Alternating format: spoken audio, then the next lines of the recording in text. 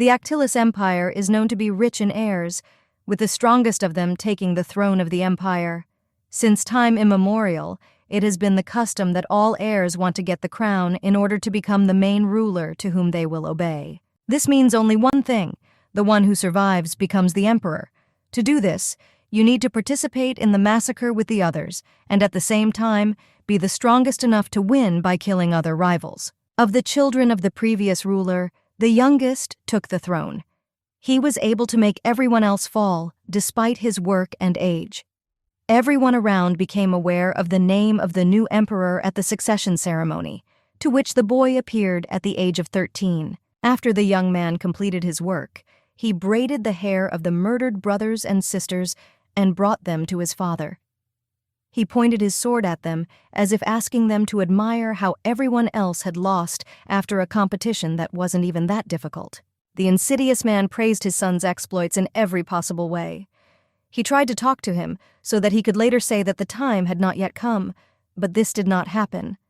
At that very moment, a sharpened blade pierced the chest and pierced the heart. The young prince pretended as if nothing was happening. He stood smiling innocently, right in front of his father, who was choking while trying to grab onto the last drops of air that could not do anything. Smiling lightly, the blonde did not even ask for forgiveness for what he had done, arguing that he was tired of waiting. One day he thought about it and realized that he wanted to ascend to the throne as quickly as possible, because he was annoyed by the fact that there was someone at least a little more important in the empire. This boy was none other than the current emperor of Actilus, Raniero Actilus.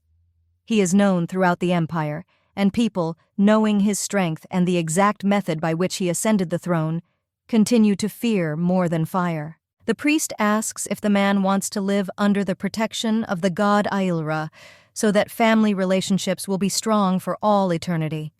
The girl standing next to her shudders because she can describe all the sadness of what is happening. It was then that the main character realized that she was finished. She doesn't know how to even open her mouth to express her feelings, or even agree with what is being asked of her. The oath must be taken now. The brunette glares at the girl. He doesn't say anything, but at the same time it's clearly noticeable that he demands an immediate answer, which is inaudible. Gritting her teeth and wiping away tears, the heroine still says the long-awaited yes. In this case, the couple can continue. They must complete the ceremony as soon as possible before the blonde gets bored with everything that is happening. The voice makes you shrink even more. In this case, the couple can exchange rings so that they can finally end it all. Even the priest does not want to stand nearby, so as not to fall under the hot hand of the emperor, who can lose his temper at any moment because of a trifle. The blonde reaches for the ring. She tries to be more careful, but her hands continue to shake. If the thing accidentally falls to the floor, then the heroine's head will fly after it in the next 5 minutes or even earlier, which, of course, is frightening. A man standing behind watches as everyone puts on their ring, and then asks to seal the oath with a kiss. The beauty closes her eyes in anticipation of what is about to happen. Nothing happens even for the next minute. The girl gradually opens her eyes, not understanding what exactly is wrong. Perhaps the guy is just trying to skip this moment because the bride is disgusting to him. Just a few centimeters from the face is Raniero's face. He stares intently, sparkling with his scarlet eyes, as if he himself is waiting for something. I want to run away from the hall, leaving everything behind, but I have to stay in one place without moving and the right to speak. Grinning sharply, the hero says something, making the girl even more nervous. She doesn't notice anything that happens around her because she only cares about what happens next. I don't want to die because of some mistake. Grabbing the beauty by the waist and pulling her closer, the young man continues to smile. He leans closer to be close to your ear and talks about the boredom that almost overtook him. If the girl had opened her eyes 5 seconds later, then everything would have been over. A kiss ensues that, even in slow motion, takes your breath away. It's hard to believe, but it was at this moment that the main character entered the novel and discovered that she was reborn at a wedding ceremony with a crazy villain emperor from whom she could not escape. This man is truly the most furious and, in God's time, cruel.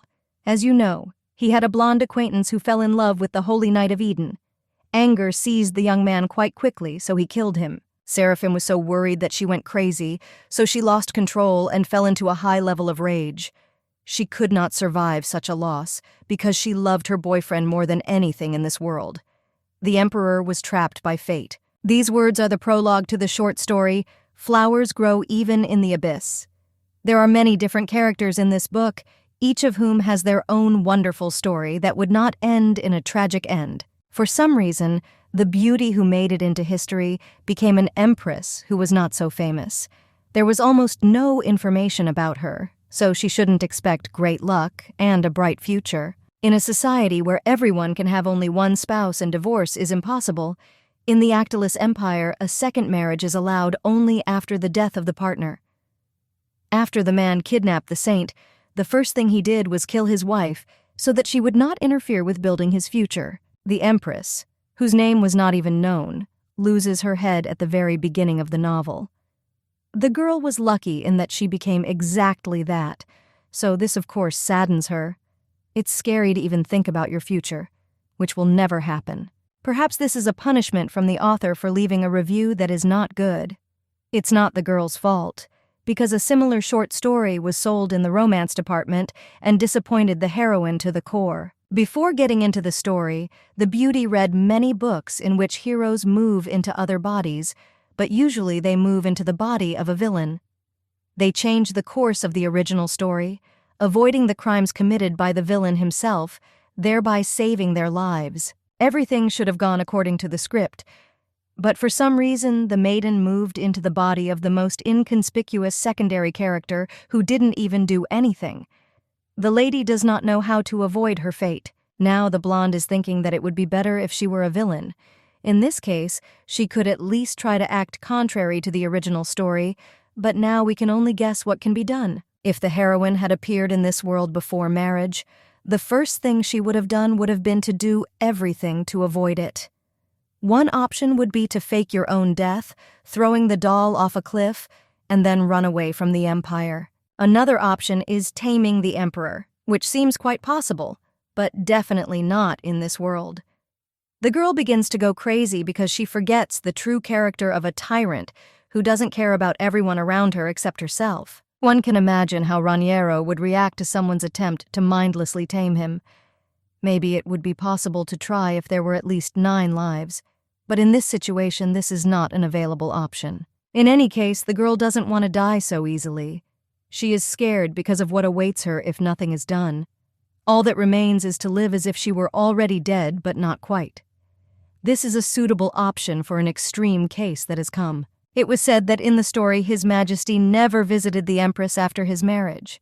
She tried to carefully protest the way their family life was going, but this was precisely the biggest mistake.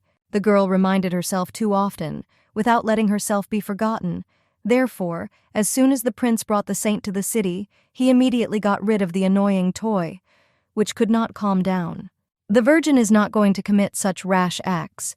She values her life, and even more so her freedom.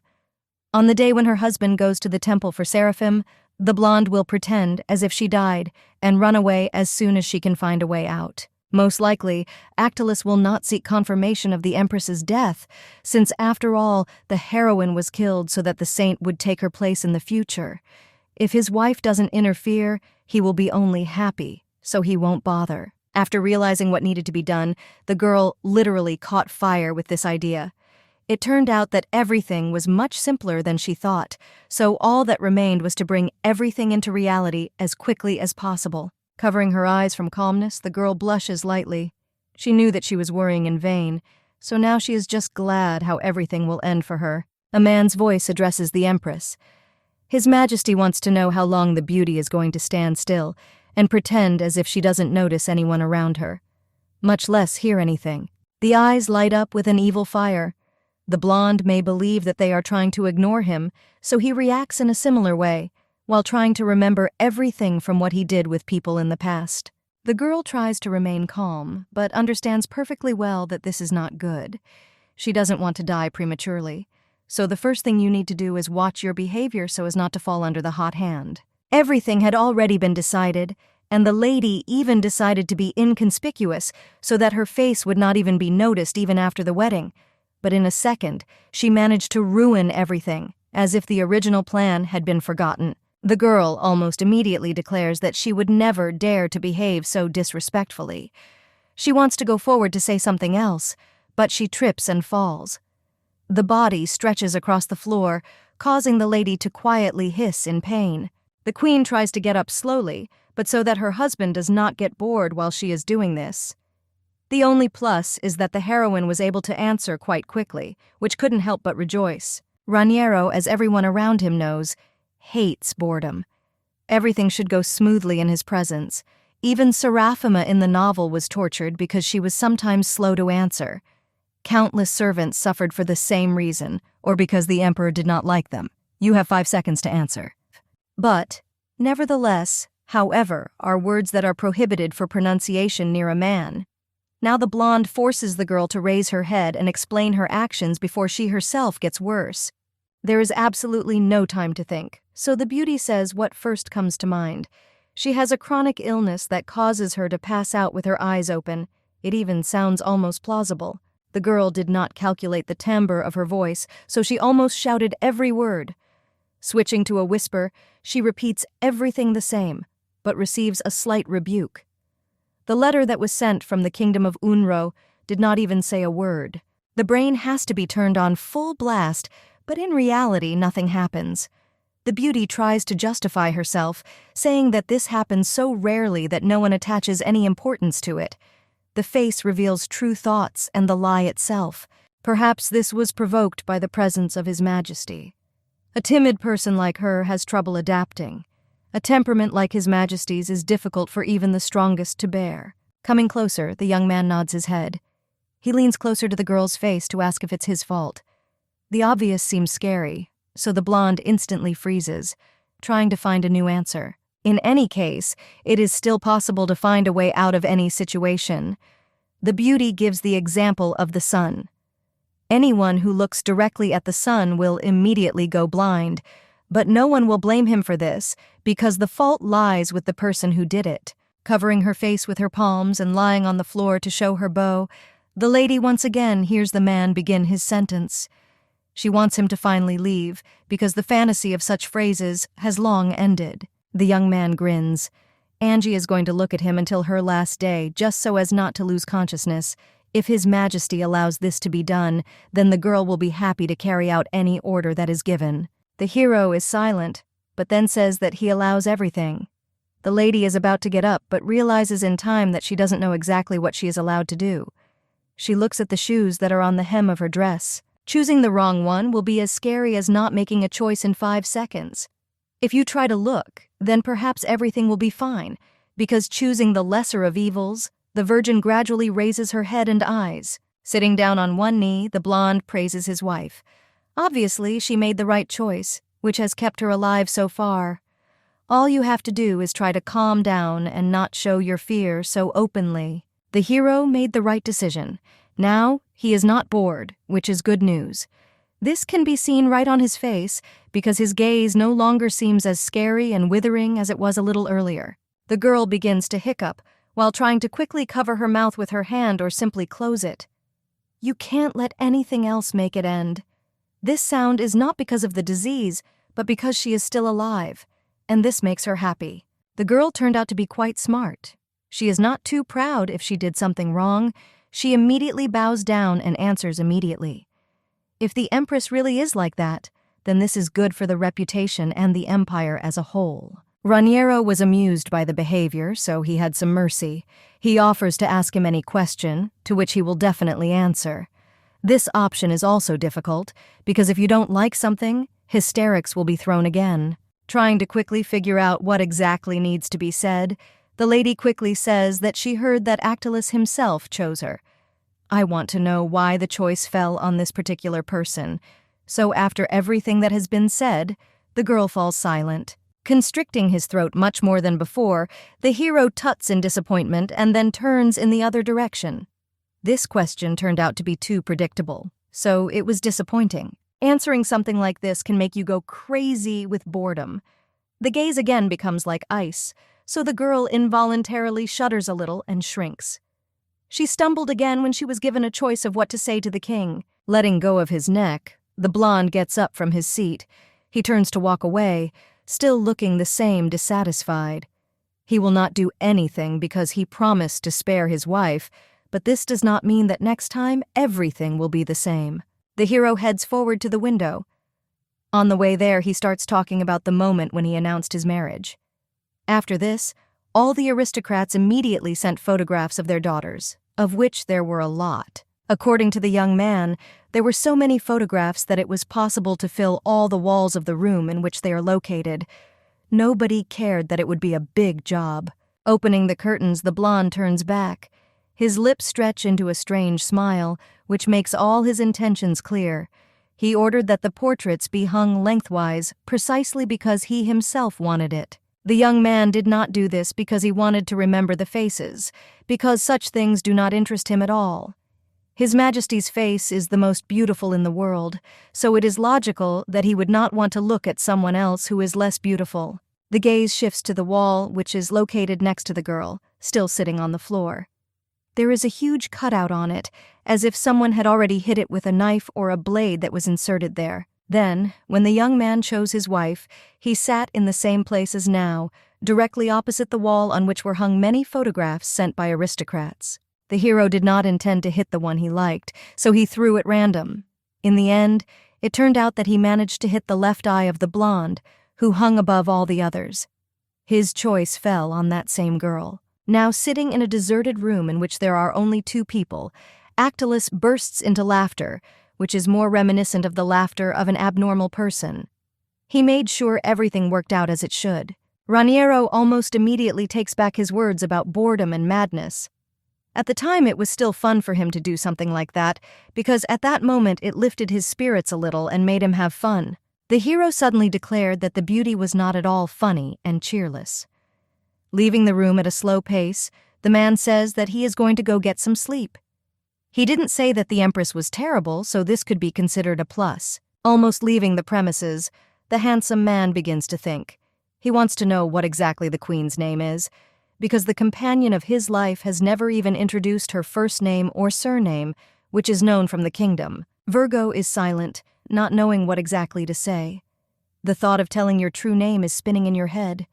No one knows the real initials of the queen, who was not someone significant, which means something like this could work. Raising her head higher so that her moody gaze can be clearly seen, the girl says that her name is Angelica Vineyard de Unro.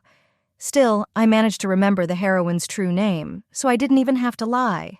Close people call the girl Angie. A name like this is great because it's short and sweet to use. The blonde asks him to avoid getting confused by remembering too much unnecessary information. Raising his foot, the hero puts his shoe against the beauty's chin, telling Angie to continue in the same spirit. It seems that the adaptation is going quite well so far, or something will go wrong in the future. Letting go of the girl, the young man turns around. He understands that very soon he will get tired of what is happening, and then, without any problems, he will get rid of his wife, who will most likely only interfere with solving problems and life. Smiling, Angelica promises that she will try to improve. She knows that she needs to be more careful in order to at least wait for Seraphim to arrive at the palace with the emperor, who fell in love with her at first sight. Turning around, the hero chuckles. If the woman herself says that she will do everything possible to be better than before, you need to listen to the words that come out of her mouth. As soon as the door slams, the blonde falls exhausted onto the cold floor. I can't believe that I still managed to cope with the pressure that was coming against her. This makes your soul feel better. It was lucky that the beauty remembered the heroine's name quite early, and that she was not killed for taking too long to answer. She's not sure if Unro was the queen when Seraphim arrived, because her name wasn't mentioned in the novel, but it worked anyway. It turns out that Angelica was killed shortly after the wedding due to some stupid mistake she made. Raniero's wife in the novel was another girl, who was already the fifth of those who were taken as wives. The wedding day ended well, so the girl hoped that there would be no further threats to her life and her entire future. However, in the end, it turned out that every day would be more difficult than the previous one. The emperor, who is in the same bed with the girl, asks her to turn back and not toss and turn in bed. He counts to 3 until she stops trying to change position. Angie didn't expect to hear a man's voice, so she almost instantly jumps up from her seat, trying to understand how exactly the character ended up in her bedroom, much less in the same bed with her. The blonde didn't want to go back to his chambers, so he decided to stay. This serves as an answer to a question that was purely accidentally asked out loud, instead of leaving it in your head. Even if the words weren't spoken out loud, it still wouldn't affect anything. The wife's every thought is written on her face, even the one she is trying to drive out of her head, thereby making it quite obvious. The hero grins, letting go of the girl's face. He cannot believe that a woman wakes up after 9 o'clock, because it means that she is lazy, which cannot be the true quality of a high-ranking person like her. The imperial couple woke up too late, but the heroine cannot understand why no one woke her up. She is not used to getting up on her own, and now she receives accusations from her own husband for this. The girl is boring and uninteresting. This is not the first time Raniero has said something like this, but this time his gaze seems colder than usual. You can understand that he is clearly dissatisfied with something. Yesterday, the same person said that he had chosen Unro, but in the morning his mood changed, which made everything much better. Thoughts are interrupted by a woman's voice calling for Her Majesty. The head maid promises that the woman will be helped to get ready for a new day, which must be met well. The first thing you need to do is take a bath, and in this matter the beauty completely trusts others, because she doesn't want to think about anything. After 10 minutes, the main character is already sitting in warm water, which smells a little like vanilla and roses, which literally float in the water in the form of petals that the staff added. The words that were spoken by the husband were more than enough to understand where this would lead. The man will never come to his wife again, despite the fact that she tried to do everything as best as possible. For now, all that remains is to look for some way to escape as far as possible so that she cannot be found. The girl doesn't know exactly how to do this, but she understands that this is also very important. The maid washes Her Majesty's hair, trying to remain as neat as possible. The girl asks what date it is today, and receives the answer that it is already the 19th of May. This date means that it is warm outside, which means that there is still quite a lot of time left. Raniero and Serafina met in the frosty winter when he arrived for the meeting. As you know, in the original story, in the middle of winter, the emperor met the saint in the Temple of Thunia, and after that he decided to act immediately because he liked her. 7 months is not such a short period of time. You need to try not to give away your fear, which is actually creeping out. No one knows what can happen in such a long time, so there is only one conclusion. You should be extremely careful. Until the night, all that was remembered about Angelica was her name. Nothing more was unknown due to the new man found in the body. The very next day, the memories of this character were transferred to the head. The girl is the second princess of the Unro kingdom. She has an older brother, an older sister, and a younger brother, who all look roughly similar to each other, as does the rest of the family. The fact that the heroine remembered family relationships is a good sign. Angie is a member of the royal family, so she must have learned some basic geography and history. The girl herself has a lot of information in addition to the original story. With such knowledge, it will become clear which country you still need to flee to. It must be a country whose borders are close to the palace, and the place must not be hostile to the empire or not heavily guarded. It doesn't matter whether the state is strong or weak, because in the future it can always be changed to something more prestigious. Life is much more important than comfort. By spring, the empire will fall anyway, so it's not so important where you need to live for 6 months. Beauty hopes that everything will work out perfectly, just like she plans in her head. Serafina, the main character of the original story. The Holy Knight Eden is her unrequited love, and the main character of the story is Raniero, a brilliant but tyrannical monarch who really doesn't care about anyone. If a man kills a holy knight, then he will go down the path of disaster with holy Thunia. After such an outburst, the empire, which is completely dependent on an outstanding monarch, will fall. Nothing remains of everything that has been built over thousands of years. For now, the most important goal remains exactly the same as before. The girl must survive and gather strength to organize herself as well as possible given the situation in which she had to find herself. The chief maid, who as usual interrupts the flow of thoughts about the future, calls for Her Majesty. The empress must eat, and breakfast has already been prepared for her, which has not yet had time to cool down. While wine is being poured into a glass, the girl only thinks about whether she is allowed to eat food in such comfort in her room without meeting her husband, who is disliked by her.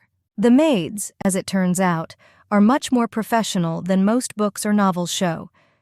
They try not to pay attention to anything, simply doing what they are ordered and what they are obliged to do. No one is trying to make friends with the queen or please. Such relationships maintain an ideal distance. The girl is going to run away to freedom, but if she gets closer to one of them, big troubles could arise, which, of course, you don't want to experience. Looking down at the plate, the queen realizes that it is best not to do anything that could interfere with the escape. The best option is to act like a cold-blooded empress who also doesn't care about anyone, just like her hubby. Looking up, the lady tries not to smile too much when asking a question that interests her. She is already quite content in the palace, but no one has said what each of them is called. The brunette steps forward, bowing her head. She's a little late with her greeting, so she apologizes almost immediately. The name is never given, but it is said that the woman is the mother of the Marquis Jacques, known in wide, actless circles. Next in line is a beautiful blonde with neat hair tied in a bun. She is the wife of Count Lac, and her name is Miran. The greeting is quite normal because after the name they always add, "I am honored to serve the majestic empress." Suspicion creeps into consciousness almost at the speed of light. Marquises, countesses, and duchesses have gathered here, and the strange thing is that each of them is from some noble family instead of an ordinary family from which one can get to serve in the palace. The feeling of discomfort does not leave the girl, and at the same time it seems to fetter her body. She looks around, but trying to hide her condition, she does not notice obvious things that are actually difficult to notice. Only for her. Pushing her thoughts away, Angie thanks everyone for their hard work. Everything around her seems new, so the girl would be grateful if someone guided her until she manages to get used to it and start doing everything on her own. After this, the lady just nods. This answer suits the queen quite well, so she smiles. The first step is to ask what the girl's plans are for the day. The marquise assures that there are no official meetings scheduled for this day. After breakfast, you can relax or go for a walk, because this is also considered a kind of relaxation. If everything is fine, then the queen will take the day off. She is going to get used to it a little before everyday life begins, which will become overwhelming due to the amount of work that will happen. There are still 7 months left, so Unro can afford to rest for at least a day. The next day, everything happened again. The brunette, who came in the morning, even without asking a question, said that the beauty had absolutely no business to do. Only a few days passed, but each of them passed at the same pace. Every morning the maid said that there were no classes and offered to rest or do other things. The realization came too late, but the empress had absolutely no important things to do. All day long she did nothing but enjoy the company of herself and the maids who sometimes came in to check on her condition. Now it became clear what strange feeling haunted the beauty on the very first day. She had to go through several days to understand that the maids simply did not allow Angelica to work. It was as if they didn't want her to ruin something and get punished. It is clear that they did not demand anything special from the empress, but there will also be questions about this. Examples include checking various departments, approving the palace budget, friendships with noble ladies, and other people. The girl needs to get acquainted with the documents for the last year. Then she can start at least some work. The queen did not think that she would have to be the first to ask for such a thing. The maids are real professionals. They behave politely so as not to get caught. And if the beauty speaks up about the problem, she will be the only strange person to embarrass herself. No one accepts the girl, so she is treated like a stranger. In fact, this kind of attitude is starting to irritate me incredibly. On the one hand, when you can relax peacefully, without thinking about what is happening in the palace, however, it will not be possible to continue in the same spirit. Angie brought with her a maid who was with her back in her native estate. She was the first to know that the lady was marrying Emperor Actilus, and until the last she refused to believe it, because she wanted the woman to be happy without such a tyrant. That girl's name is Sicien. According to the stories of others, they were very close. So, knowledge of this and also memories helped a lot. The book did not even talk about the empress herself, not to mention the extras in the form of such a person. The next day at breakfast, the beauty decided to raise the issue of her maid. She remembers that she was brought to the castle, but after that, no one saw her, because for several days the main maid asked not to think about it. The question seems to shock the woman. She freezes while glaring at the mistress with a strange look. It becomes obvious that she wants to say something, but before that, in her head, she carefully tries to choose everything. To become a worthy servant of Actilis, you need to undergo training again. If you bring a girl from another country, this does not mean that she will be worthy of work in the country in which she is currently located. The heroine nods her head. She understands that this option, although long, nevertheless explains what is happening around. The only question is why no one said anything. There is no answer, because only killing silence is heard.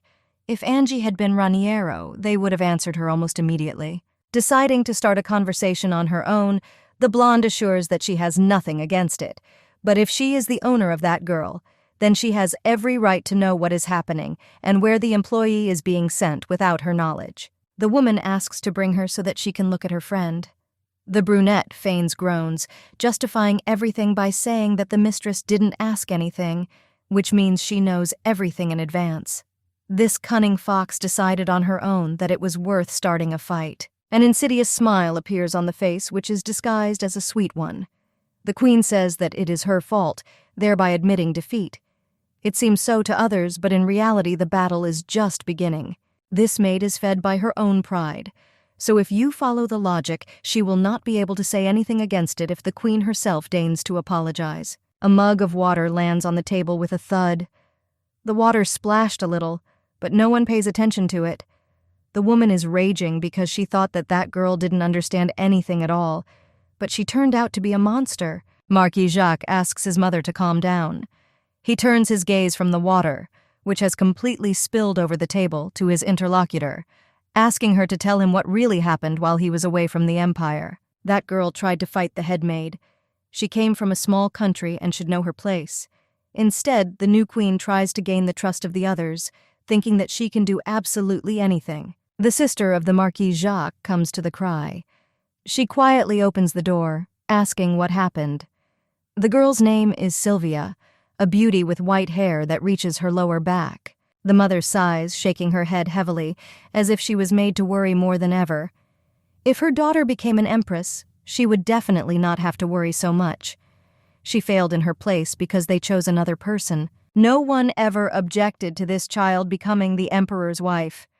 Sylvia's own family literally pushed Sylvia forward to get rid of her as quickly as possible, because everyone understood that Raniero was a restless person who was difficult to cope with. There were so many people lining up that it was impossible to even count. Each of them wanted the Marquis to nominate a contender for the role of empress, thereby saving their daughters from a similar fate. No matter how much I wanted that maiden to ascend the throne, the second princess of the kingdom of Unro ended up there. No one even knew about her existence as such, but now she sits in her chambers in the imperial palace, without any worries. It is a pity that the daughter missed her marriageable age while she was waiting for an answer from His Majesty. The woman was shocked that the girl who was lucky enough to become the new ruler looked at the maid with frightened eyes, literally screaming that this situation was not the best. In any case, the choice was made by the emperor. You shouldn't hate him so much, because the ruler in the empire is the most important. So he is free to do exactly as he sees fit until the people begin to protest, pointing out a mistake. The brunette grunts with a dissatisfied look. That worthless girl probably has incredible skills in bed, since the man chose her. Sylvia once again asks her mother to be more careful with her words. Anger at the response manifests itself quite quickly. The Marquise does not want to hear all this, because she had to wait so long for her daughter's value to only drop by half. Now no future will be good. It is useless to try to do at least something to achieve a long-forgotten dream that will now never come true. The beauty also understands this, but is not so sad, just because of such a trifle. Tears accumulate in the corners of the eyes, and the cheek begins to turn red from the blow of the palm. The lady can no longer withstand such moral pressure, so she jumps up from her seat, running out the door all in tears and slightly touching her brother. There is nothing to worry about. As you know, His Majesty does not visit the Empress after midnight, which is already a plus because they are not completely alone.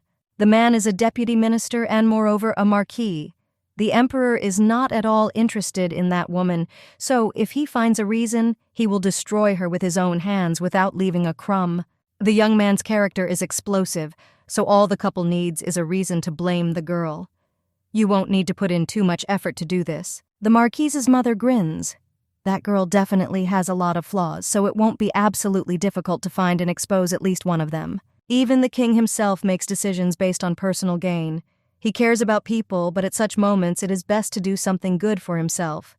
He has one principle that he adheres to and never changes. Anything that harms the country must be eliminated immediately.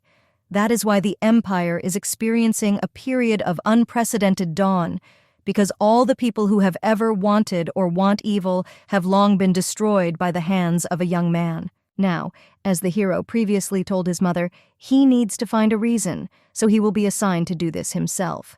The best option is to substitute the new empress, forcing the empire to rejoice at a good person again. After a while, it was time to approve the budget. Only the emperor and empress have this power, who usually distribute it quite rationally throughout the empire. Now the queen is not working at all. She became accepted as if she were one of her own, so she is forced to sit in one place all day long while being terribly bored by what is happening around her. Tea parties became the only entertainment. The girl wanders around in search of her maid who has gone to training. Everyone should understand perfectly well that this is an obstacle to the prosperity of Actalis, which can be eliminated very soon. Cician is back. Several days after returning passed quietly, because the heroine continued to do nothing, while being accompanied by her good friend and assistant. As expected, the girl knows Angie and her preferences very well, so she has never made a mistake in what the mistress needed, or in what she requested, but was wrong. Meanwhile, the bullying from the Marquis's mother continued. The woman still couldn't calm down after that time, which obviously worsened the situation, making everything much more flawed. The queen decided not to notice such antics. There is no time to act childishly, getting offended by anyone, when you only have to be offended by yourself for being transferred to this book. Ridicule was not the only problem. The girl was so isolated from everyone else that she did not notice how the storm began to approach, which then almost destroyed everything in its path. Now it's too late to think about where and how the water flowed. The beauty is on one knee, bowing her head with the Marquis and his mother in the throne room, which also contains Raniero. The emperor abruptly decided that he wanted to see his wife, so he summoned her to his place. I had to think for an hour to understand what was done wrong, but there were no conclusions. Most likely the fault will be with one of the other maids. Since everything has led to this, the girl decides to bow lower. She lowers her head all the way to the floor, surprising everyone else in the room. I don't want to get into more problems or die due to carelessness. The blonde chuckles. The empress bows her head, not even understanding what is happening, which is also a little amusing. The hero is not in the mood for jokes or ridicule in a bad tone. The young man asks if everything is okay with his legs, to which he receives a nod. Everything is fine, but it was done out of fear and reverence.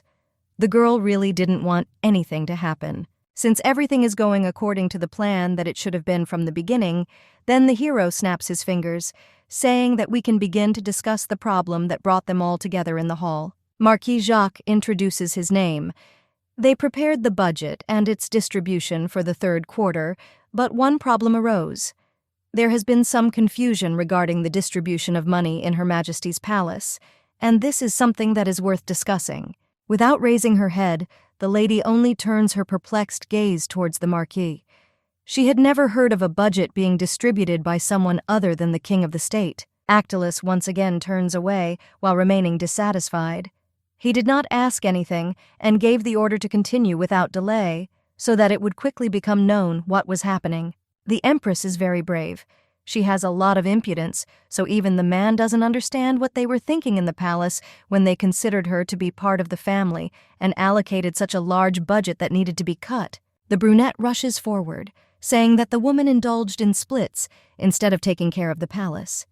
She was busy with everything except how to do things the right way. The blonde freezes with surprise on her face. She expected to hear anything, but definitely not something like that, because she considers herself innocent of simply following everything. The young man does not shut up. Since the lady did not intend to perform her duties, the cost of performing the duties of the officials was fixed. It is clear that the marquise's mother did not ask to do business just for the sake of it. It turned out that huge amounts of money were spent on entertainment. The ministers turned a blind eye to this, but in this case, the young man cannot remain silent about what is happening. The disaster has begun. The empress understands that almost everything that is said is a lie, but there is no opportunity to defend her position, because there is an emperor in the hall who will simply blow his head off for this. All this time the maids mocked the girl while only Cician took her side, who was always there and intended to help her mistress as much as possible. The blonde looks directly at the marquis while remaining in complete silence for several minutes, because he himself is not obliged to follow his rule and answer quickly. The man asks what the young man is going to do. The brunette continues to play to the public, saying that he has absolutely no goals. He cannot dictate what needs to be done or make judgments that will not be brought into reality. The hero is devoted to the empire, so he just wanted to notify the ruler about non-compliance with the rules. Then the last word, as always, will remain with the prince, who of course will do everything right. Raniero laughs lightly. He should not make a decision on this matter because it is quite small and unimportant. It is important for the marquis to hear the opinion of a superior person, so he repeats this again for a better understanding of his intentions. Actilus really cares about his country because he wants to remain in power, and therefore the current situation is a little dangerous. The empress remains on the sidelines so as not to interfere where she shouldn't. For this person, the boring one will be guilty, and the cheerful one will be better than everyone else.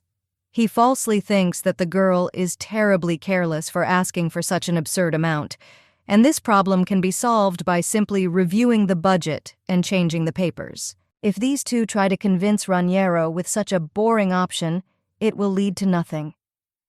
While reading the novella, the young lady noticed how issues were sometimes resolved, so she understood that she needed to start taking action. The girl cannot accept the fact that she is the only one who understands what is on a man's mind. She saw it from the reader's side, so perhaps she knows exactly how to approach it and from which side. The servants believe that Raniero is a cruel man who seeks pleasure, but sincerely cares for his country. In fact, everything is completely different, because the hero has his own motives. You can literally read in your gaze that the man will get angry if you don't show him something interesting. He's already on edge, so something like this might not end well. The girl apologizes for behaving immorally and impudently. Of course, it was worth discussing the budget with the hero first. His Majesty has indeed had to endure a tedious event trying to allocate the budget, so some entertainment is needed to lighten the mood. The guy's eyes light up with joy and anticipation. This can be observed even from the outside, because he is clearly interested in the new proposal. The girl comes forward to say that they need to hunt people. The hunt will be for certain people, and the prey will be these three who have gathered in the hall. At such words, Marquis Jacques literally jumps up from his seat and, with fear in his eyes, asks what they are talking about. The hero is apparently so interested that he doesn't even pay attention to the expressions of protest that pour in from the young man. He asks the woman to continue to complete the thought. As you know, all the inhabitants of the Actilis Empire are descendants of Actila, the god of war. In such a country, anyone can become a soldier because he has the appropriate skills that will help him defeat everyone else around him. Humans would be ideal prey for such proposed entertainment. The girl understands that the best option is to go to the end and get her husband to agree to hold a competition that will depend on the lives of others. Hunting people is a method from the original work. Angie knew that the hero was interested in such things because she managed to reread the novel before putting it on the shelf and getting into a new unknown world. The only downside is that the lady will also have to become prey. She has already decided that she will go all in, so she is gathering strength to put forward her position. As the young man knows, the girl has an illness, especially since she recently moved to Actilis. It's not exactly fun when you have to put up with poor health, especially while hunting. It would not be good to release a sick rabbit into the hunting grounds when you can wait for the next chance. It turns out that the beauty is not going to participate in anything. She quickly states that there was no need to even think about such a thing, because it would be considered an honor to become an excellent catch on this summer hunt, which will take place very soon. By winter, the girl will become an excellent catch, so she is going to take care of her health, which will be in perfect order. In order not to miss out on possible fun, it is better to postpone the hunt for Angelica. Jacques finally begins to speak again. He immediately starts shouting because he believes that such activities are complete absurdity and should not be carried out in real life. Everything should be exactly like this. The young man believes that it is unreasonable to try to find fun where it does not and cannot exist. In order not to anger the ruler, the wife comes forward to ask whether the Marquis really cares so much about validity, which at the moment does not play any role. The same goes for the budget problem. The girl is going to discuss this as quickly as possible, but in such a way as to make the brunette look like a fool in the eyes of her own husband. In this case, everything will be fine. If the man had immediately come to the Empress and understood what exactly was wrong, then there would have been no need to bother His Majesty.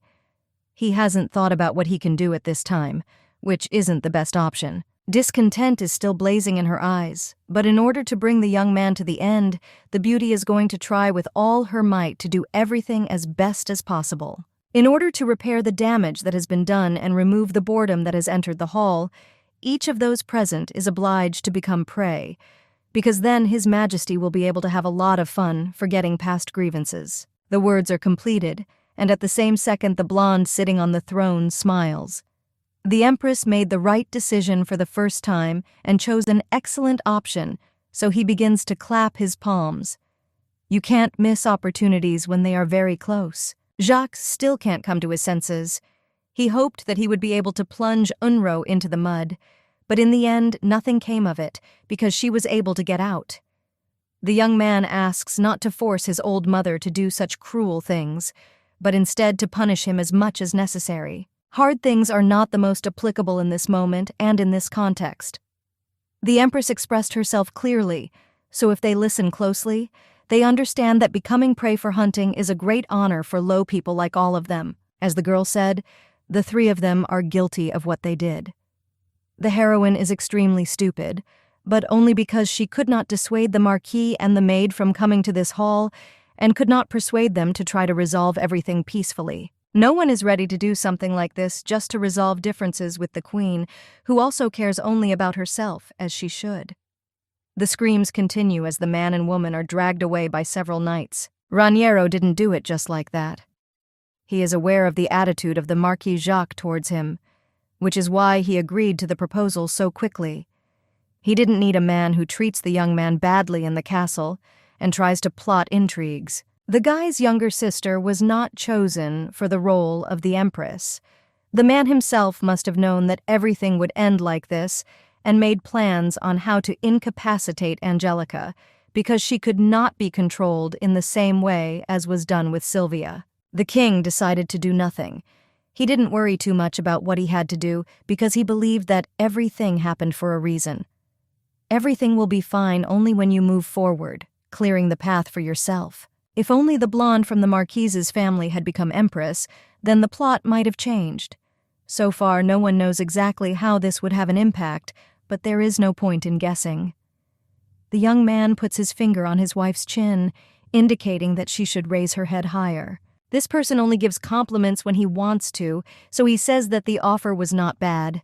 A second later, the hero reaches closer and kisses the woman, trying to convey to her what he considers necessary. She needs to hold on and not give up. A beauty is never wrong, and this is what the blonde undoubtedly likes. He wants people to perform all their duties perfectly while stepping over their I can'ts. If Angie hadn't done this, she would have lost her head a long time ago. After the words, the hero abruptly takes the girl into his arms. He looks her straight in the eyes, asking how long she is going to run away from him, and then walks forward straight to his throne. Lowering his body onto the soft seat, Raniero listens to attempts at protest. This place is something where everyone else is not allowed to go, because this is the throne of the king. Looking at the picture of his wife sitting there, Actylus laughs, because it is too big for a little girl like this girl. The heroine lowers her head, biting the inside of her cheek forcefully. It's difficult for her, but such gestures help her to endure everything that bothers her so much. At the moment, the sensations have not changed, and they are strange, because she feels like a dog that is being played with. Large palms reach towards the woman's head and then lightly stroke the crown. Fingers carefully move lower, stopping on the cheeks to push back the hair, while the young man asks if the woman likes this. She nods easily, holding back a sigh. The next day, great changes took place in the Empress's castle. From the very morning, there was a commotion that the queen had to deal with alone after a month without work. The first thing the Marquis's mother had to do was leave her post as chief maid. He became prey, just like she herself, so she was not allowed to stay in this place any longer, no matter how much she wanted to. For the imperial maids, the vacated place seemed like a complete burden. No one wanted to take on so much responsibility, but over time everything was quickly resolved. Cicienne took over the post and was happy to help her friend. There were no others willing, so the girl is glad that the maid found the courage to do such an act. Smiling but trying to hide her bad mood, the lady asks for forgiveness for not taking good care of her friend almost all this time. The brunette bows her head. She doesn't want to hear an apology because there's no point in it. It was not Her Majesty's fault, because not only was Cicienne treated as a stranger, but also the lady herself, who did not deserve it. Nodding her head, the blonde turns away. The maid didn't seem to notice anything, so that's a good sign to use. In her head, the young lady asks for forgiveness for pretending to be a mistress, despite coming from another world. Everything was going well, but that didn't mean nothing bad was happening either. With the change of headmaid, rumors spread, which only contributed to the improvement. The Empress was no longer looked down upon as she had been before, under Jacques' mother, who turned everyone against her. The blonde, looking at the flowers, asks God what exactly she should choose. The girl is not so picky, so there is no point in this. She would suit a bright yellow color that matches her hair and fair skin. The heroine nods actively. She promises to take note of even such small details in order to try in the future to make the choice easier for the Empress, who already has too many things to do. The girl considers herself an ordinary person. She changed after everything happened because she became a high-ranking person, but it didn't change anything. Beauty is still a reader who knows the original novel well. After what happened, the girl only began to worry more. Rumors must have already spread about what happened to Marquis Jacques, which was not the best option. The heroine tried to be a good girl, and nothing worked out. Rumors really do have a lot of power. Sometimes this is impossible to understand, but in this story the lady managed to understand quite quickly because she committed only one act, which now decides her fate. After what happened, in secular society, everyone around them began to consider Angelica a hot-tempered and arrogant queen who does not care about anyone but herself. Such a person is an excellent match for the emperor. At first, the girl was very worried about what was happening, but in the end, there was nothing wrong with it. Virgo simply fulfills Angie's duties, and even more so, the days pass quite hard. Troubles appeared on the second day, so the beauty quickly began to get tired of what she had to do. The duties of a ruler turned out to be much more complex than it seemed at the very beginning. Cicienne tried with all her might to support the maiden throughout the entire time, but so far nothing had happened. The beauty is sure that this is all due to the fact that the lady is not yet accustomed to life here and is only trying to adapt. Some time has passed since the heroine found herself in a completely new body. She has not yet had time to reveal the gifted potential because nothing is known, given that the novel did not indicate what Unraveling usually did in her free time or on weekdays. One of the Empress's most important responsibilities is planning the landscape and overseeing the garden. This is the simplest thing, but at the same time it is quite tiring, taking away your strength. Next on the list are salons and ballrooms, which also need to be planned and prepared. Even with the help of servants, this is a difficult task that required him to spend a lot of time sitting at his desk in his office. Added to all this is the fact that the summer solstice is the main holiday in Actylus, which means something big is needed. You can't get away with simple options that won't even impress the people who demand all this. The symbol of Actila's past life is the sun. As it became clear, this holiday is held during the summer solstice, when the sun remains at its zenith the longest, and then the right time comes. Going out into the street with her assistants, the girl stops. She was so lost in thought about the upcoming celebration that she didn't even notice the blonde standing right near the entrance to the palace. The woman asks her subordinates who this maiden is, but receives only silence in response. It doesn't suit her that silence becomes something special, so her eyebrows creep down, showing dissatisfaction. CCM became the one who still dared to pronounce the guest's name and surname. This is Sylvia Jacques, the younger sister of the Marquis, who was sent to hunt as prey just recently by order of the king and queen. Nobody knows the reason why the girl came to the palace. As it turns out, she asks for an audience with Her Majesty the Empress, but this only makes things more unclear. No further information was provided. The girl looks at Sylvia, who bows her head almost immediately. It's strange that so much time has passed since the verdict, but she only appeared now. Sicyon explains the situation because the heroine requested an audience the next day. Turning around, the beauty sighs in surprise. She did not hope that everything would be like this, however. As practice has shown, this girl can be persistent. I had to wait for 5 whole days without food or bath, which took too long. Thinking for just a few seconds, the girl says that she can let the guest inside. She doesn't know what exactly she needed, but she'll find out very soon. As soon as the blonde is admitted, she falls to her knees again while greeting Her Majesty the Empress. She is the daughter of Roberta Jacques and Jacques' younger sister.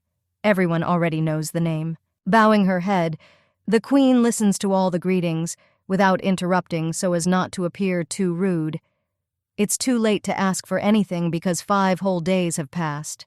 The heroine is really sorry that the girl had to wait almost a week without food or baths, but if she came to ask for leniency, there is no point in this. You can leave immediately, so your hand points towards the exit. The girl shakes her head. Everyone reaps what they sow before, which means her family itself is to blame for what it has been doing lately. Gathering her thoughts, the young lady seems to hesitate, not having the right to choose the right answer that will be best suited in such a situation. Finally, standing up, she says that she just recently learned that Roberta was removed from her position as headmaid. Instead of her deceitful mother, you can take the chance and accept Sylvia as your personal maid, who will serve faithfully. I can't believe that the enemy's daughter wants to serve the queen. One could think of anything, assuming that the girl wants to plot against an acquaintance, but this turn of events seems the most absurd. In any case, what is in Sylvia's head is unknown to anyone. She may try to seize the opportunity to avenge the family and harm Angie while she is unguarded in the garden. Sadly lowering her eyes, the heroine remains calm, beginning her convictions. Everyone must understand that they are now in no position to entrust such an important job to a maiden from a family of traitors. The blonde nods her head, becoming more unhappy. She understands everything that is said to her, but continues to shake more than ever like a leaf. The queen is usually compassionate, so it becomes increasingly difficult to control herself. The heroine has no more options. From childhood, she was raised as a consort for the emperor and as a servant for the empress, who would become her best friend. Most people who grow up locked up have no will of their own. Now that Sylvia's family has become prey, she has nowhere else to go. No one needs her because only her brother and mother cared about her, who in fact did not want anything other than selling their own blood to the side of the castle. The maiden really belongs to a fallen aristocratic family, and she really has nowhere to go. If all other intentions are not so pure, then this becomes most clear and understandable in the current situation. Tears gather in the lady's eyes. They slowly roll down the cheeks and shine in the sun so that they are noticeable. It's very painful to think about family, because in fact, the fate is already predetermined, and it cannot be changed in any way. Despite how they treated their daughter and sister, it is still the family that matters. This is not the most important thing, no matter how you look at it, because the girl just wants to survive after losing everything because of her mother's stupidity. Unro carefully observes Sylvia's mental tossing. She understands everything that is said because she also wants to survive. Having found herself in a new world that is at least a little known, the Virgin still cannot predict anything, so she fights for her freedom. Sylvia's story greatly touched the Empress. She tried to appear indifferent, but now at night, lying in bed, she thinks about everything that happened.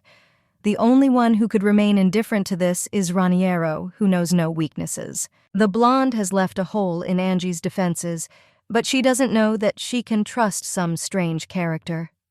No one knows what is on her mind, as she is still ready to help her family if the opportunity arises. The heroine promised that she would soon announce her decision, but so far everything remains exactly the same as usual.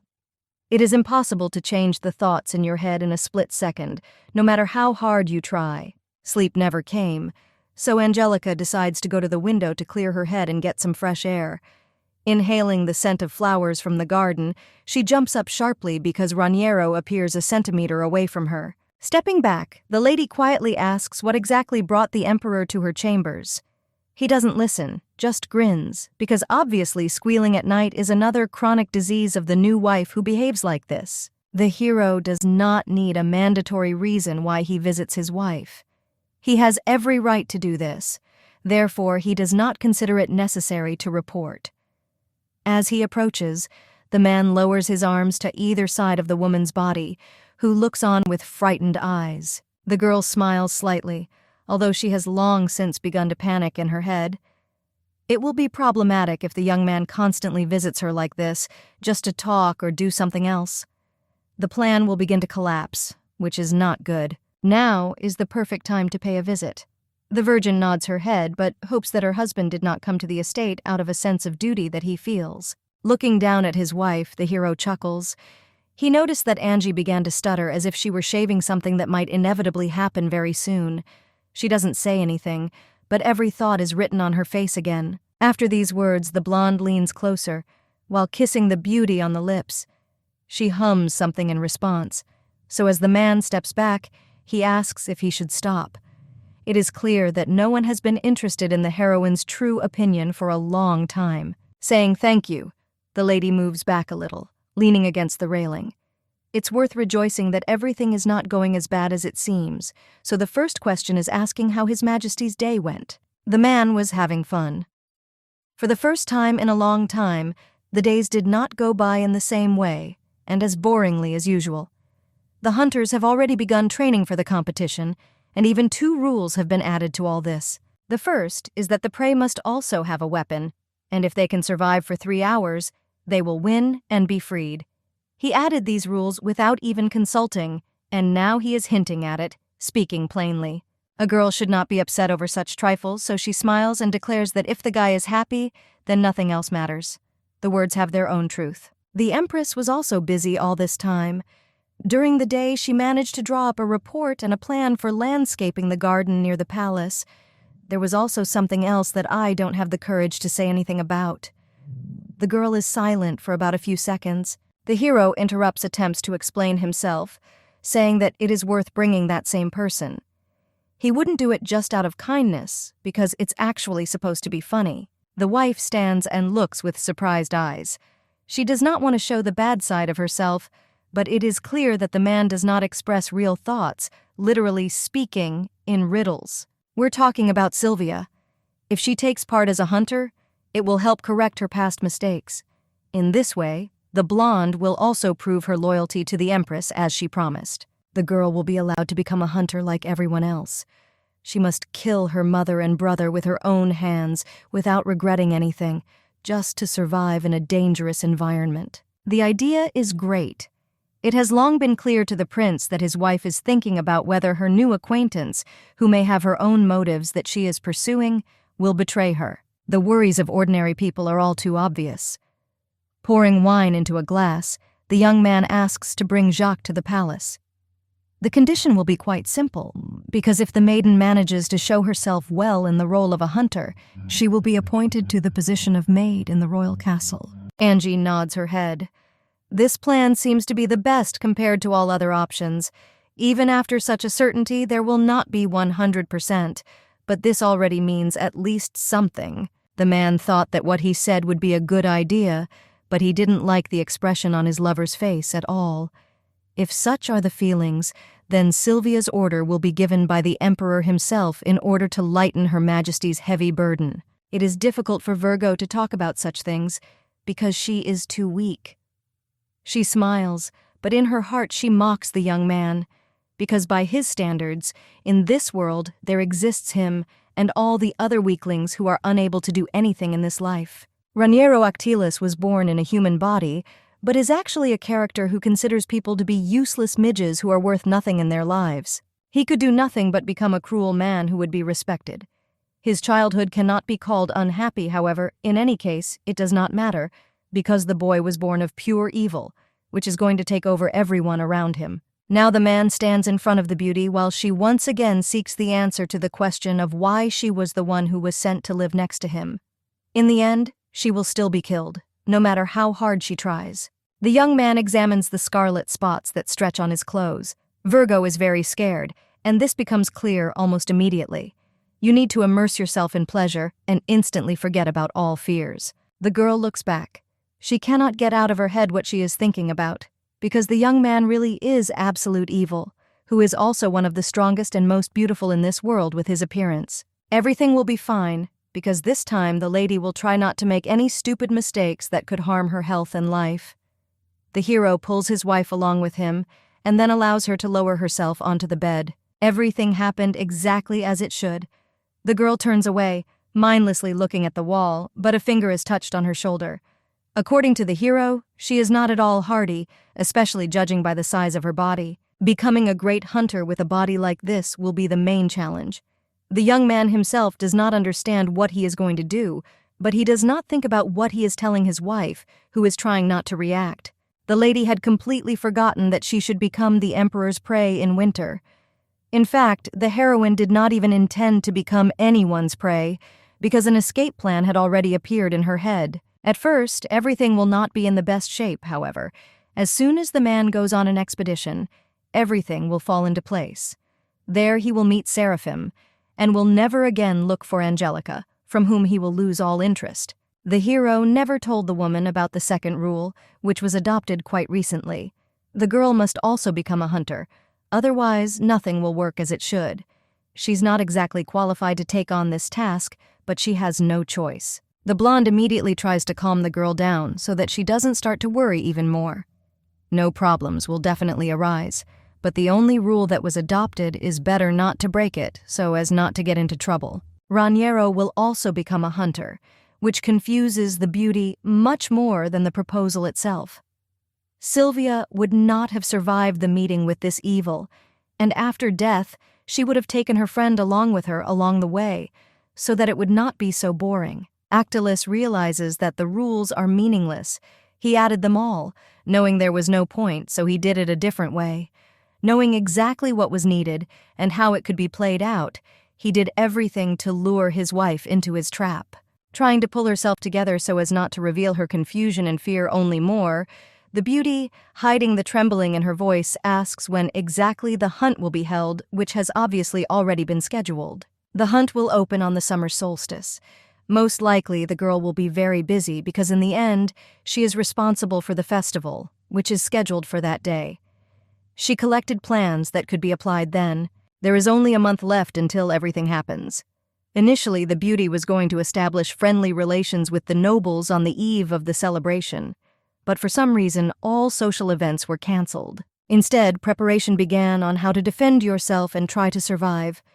Even the mother of the Marquis Jacques takes part in it, and she is obliged to do so in order to be saved. Nobody wants Roberta to become successful. Watching the man and woman fight, the lady just groans once again. She was allowed to observe the training for a while, so she arrived at the place. Those two are clearly talented, and it shows in the deft way they move around the field. As you know, all residents of the Actilis Empire, including women and children, study martial arts so that later they can be called up to war at any time. This will be a great benefit to the state and honor to those who go there. The maid noticed that the queen initially neglected her training, but that all changed after Her Majesty visited the girl last night. He did everything possible to change her decision for the better. Duchess Nemra notifies the lady that the search has already begun for a new, good teacher who can do everything at the best level. The girl is happy, but no matter how good the teacher is, it's impossible to do something like this in a month. Thinking about what exactly can be done to win at least a small privilege, the lady suddenly says that she needs to learn how to use a bow. If you have to fight in close combat, the character will die quickly, so you need to keep your distance and keep everything under control. Grabbing the Duchess's hands, the girl literally begs to be allowed to learn how to use a bow. She will not be able to show herself as one of the best, but in the end she will remain alive, which is the most important thing. On the very first day of training, the beauty was incredibly tired. The bow turned out to be much heavier than it initially seemed, so the maiden did not evaluate her abilities and physical characteristics in the correct order. Nemra apologizes for her impudence in advance, but understands that there is some truth in her words. In all this time, while she taught the others, not once could she hear that the bow was too heavy, even from a 10-year-old child who could handle it with ease. The girl pulls herself together and gets up from the ground. She needs to try over and over again in order for at least something useful to come out. It's a pity, but she is different from the inhabitants of Actylis, who have great strength, strong bodies, and endurance, which helps to go to the end. On the new day, you need to try to hit at least near the target. Later, we will see how the training will go, but for now the goal remains one, and it seems almost unattainable. Virgo is not going to make big plans or hopes, but still shoots the arrow forward. It would be nice for the training to bear fruit, thereby helping the heroine win her life back on this summer hunt. There is silence in the throne room. The blonde looks at Sylvia with a menacing look, but then begins to speak. He has already heard that the girl wants to become the Empress's maid, but she probably doesn't realize what position she will put herself in by accident. The heroine understands everything and hopes that she can do something to achieve success.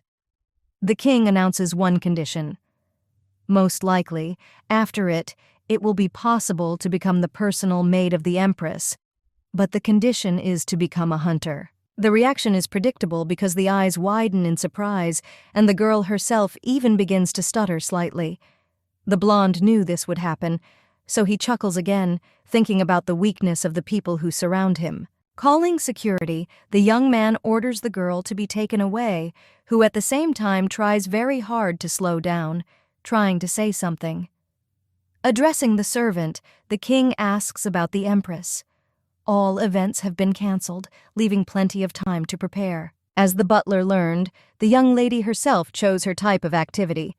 She tries to learn archery, thereby developing her stamina and strength while she wields a weapon. It also became known that the Empress had lost consciousness. What this means is unclear, but so far the Emperor does not like this beginning at all. He expects the woman to become stronger, at least over time. The eyes open slowly. It feels like someone filled it with lead because the eyelids are too heavy. The first thing you notice is the bed, so the heroine quickly realizes that she most likely fainted during one of her training sessions. Trying to sit up, the lady makes sounds that escape on their own in pain. It was necessary to listen to Duchess Nirma and stop in time, because now the whole body literally aches from how tense it was just recently. Angelica was a princess, so the heroine thought that she learned to ride horses and became resilient during this time. No luck, because the girl was weak since childhood, which affected her condition at the moment. The girl said all this out loud, so the blonde sitting next to him asks why his wife talks about this as if she doesn't remember anything from her early childhood. He appeared out of nowhere and so suddenly that he had to be scared. Realizing that the time has come to start making excuses, the heroine declares that she did not expect to change about yesterday. The king thought that something terrible had happened, but it was just a minor trouble that made no sense. The man himself could never have thought that the girl would lose consciousness from the simplest endurance training. This can be regarded as something strange, but we can only be grateful for the concern. The Empress is still pale, even after waking up. The guy lets go of her chin, hoping that he can read all the emotions he needs. The girl simply wants to rest, so she waits for the young man to move away. No matter how much the hero thinks, it becomes more and more clear that the beauty is too stupid. She is tired, but in this case it is best to take a break and rest quietly if there is time and opportunity for this. Such a perfect predator as a man cannot fully understand a woman who does not even hope that anyone will help her. She fell on the training ground, simply due to fatigue, which overtook her at the most inopportune moment. This country cannot understand that people may not have the same power as them. Everyone here was born with good physical characteristics and even started training as a child. Virgo understands that if she is tired, the best thing to do is just take a rest and not try to go about her business.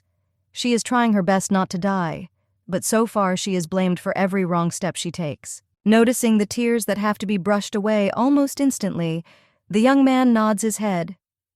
He extends his hand to straighten the girl's hair, while asking the maid to bring cold water and silk towels that will be needed for a compress. It seems that the empress is very ill. The hero promises to take care of the health of his beloved, but from his eyes, which are filled with madness, it is clear that this may not end well. After bringing the things, the hero lowers the towel into the water, and then, without squeezing, places it on the queen's face. Water immediately begins to flow down it, so, noticing this, the blonde asks if the towel is wet. In order not to fall under the hot hand, the lady assures that everything is fine. His Majesty's methods don't work. Instead of continuing to do everything wrong and harm with his methods, Raniero calls a servant who should take good care of Her Majesty, the Empress. As it turned out, the Virgin's physique affected not only the slowness of her training, but also her illness. Because of her physique, her temperature rises just by moving. Actilus had never seen anything like this before. The maid tries to explain more about what exactly needs to be done and how. All this is due to the fact that the beauty is too weak. Her body resists when she does what she cannot, causing everyone around her to suffer. Grunting, the hero once again reminds the woman that she is too pitiful a creature. You want to run away from such a flawed, painful appearance, because this begins to irritate the prince himself incredibly. The position in which Raniero sits is different from all the others he usually uses for comfort. She screams with all her details that the maid may be free, but for some reason she does not react to this. The girl understands that she needs to take everything into her own hands, so she asks the maid to bring something to eat because she is hungry. 10 minutes later, they send out a bowl of soup to be eaten. The king feeds the queen with a spoon and notices that even her mouth is too small. After finishing the meal, the hero notices the fact that he will have to stay in the palace tomorrow. The words can be falsely taken as concern that is addressed to a woman, but this is absolutely not the case. The young man wants to look at those training sessions that are going one worse than the other. He himself is not fully aware of what he is saying, and at the same time he does not want to listen to any protests that will make him fall into boredom. Initially, Raniero hoped it would be funny to watch Roberta run away. He hoped that it would end like every hunt, but if things continued like this, then the hunter would become the victim of those who defended themselves. The bowl of soup is finished and she is pushed away. The guy feigns a sigh, saying that, as he thought, the wife will not be able to entertain the guests and the husband himself on a winter hunt. This will become something fatal for a fragile body that is not prepared. The hero wants to know what he will get in return for the long wait, which has already tired him out. This time the lady managed to become a hunter, but after half a year she will have to change sides and become a victim, where there will be no choice left. There is no choice, so Angie just needs a little time so that she can lighten the load a little for herself in the future. The girl is going to run away before Raniero meets Serafima, but until this moment it is necessary to somehow create the illusion that she is going to become prey for everyone else. The illusion must be maintained. Jumping up to sit on the bed once again, the lady asks you to believe in her strength, because they are already looking for a mentor together, so that the training will be of at least some use, because otherwise nothing will work out, no matter how hard you try. If the girl fails to pull off her scam, she will not be able to continue. For now, she is trying her best to convince the guy that everything will be fine and a mentor will be found very soon. Everything goes according to plan, and even the king himself is satisfied with this. There are only a few buts left, and then everything will end as it should. So far, Unro has not been able to find a teacher because the process is ongoing. If things are delayed, then you will not be able to learn the necessary skills on time. In this case, Raniero has no choice but to become the queen's mentor. She asks again, but quickly falls silent because she doesn't want consequences. The blonde promises that she will never forget how they spent their time on her. She promises to try her best, which is why very soon the young man will notice the first results that can be put on the same line. The next morning, the heroine woke up without the pain that had tormented her the entire past day. The drugs worked, but perhaps it was also because the man had been caring for his wife all last night, trying to make the pain less painful. Actilus was around until about midnight. The maid said that he returned to his place only at dawn to get some rest.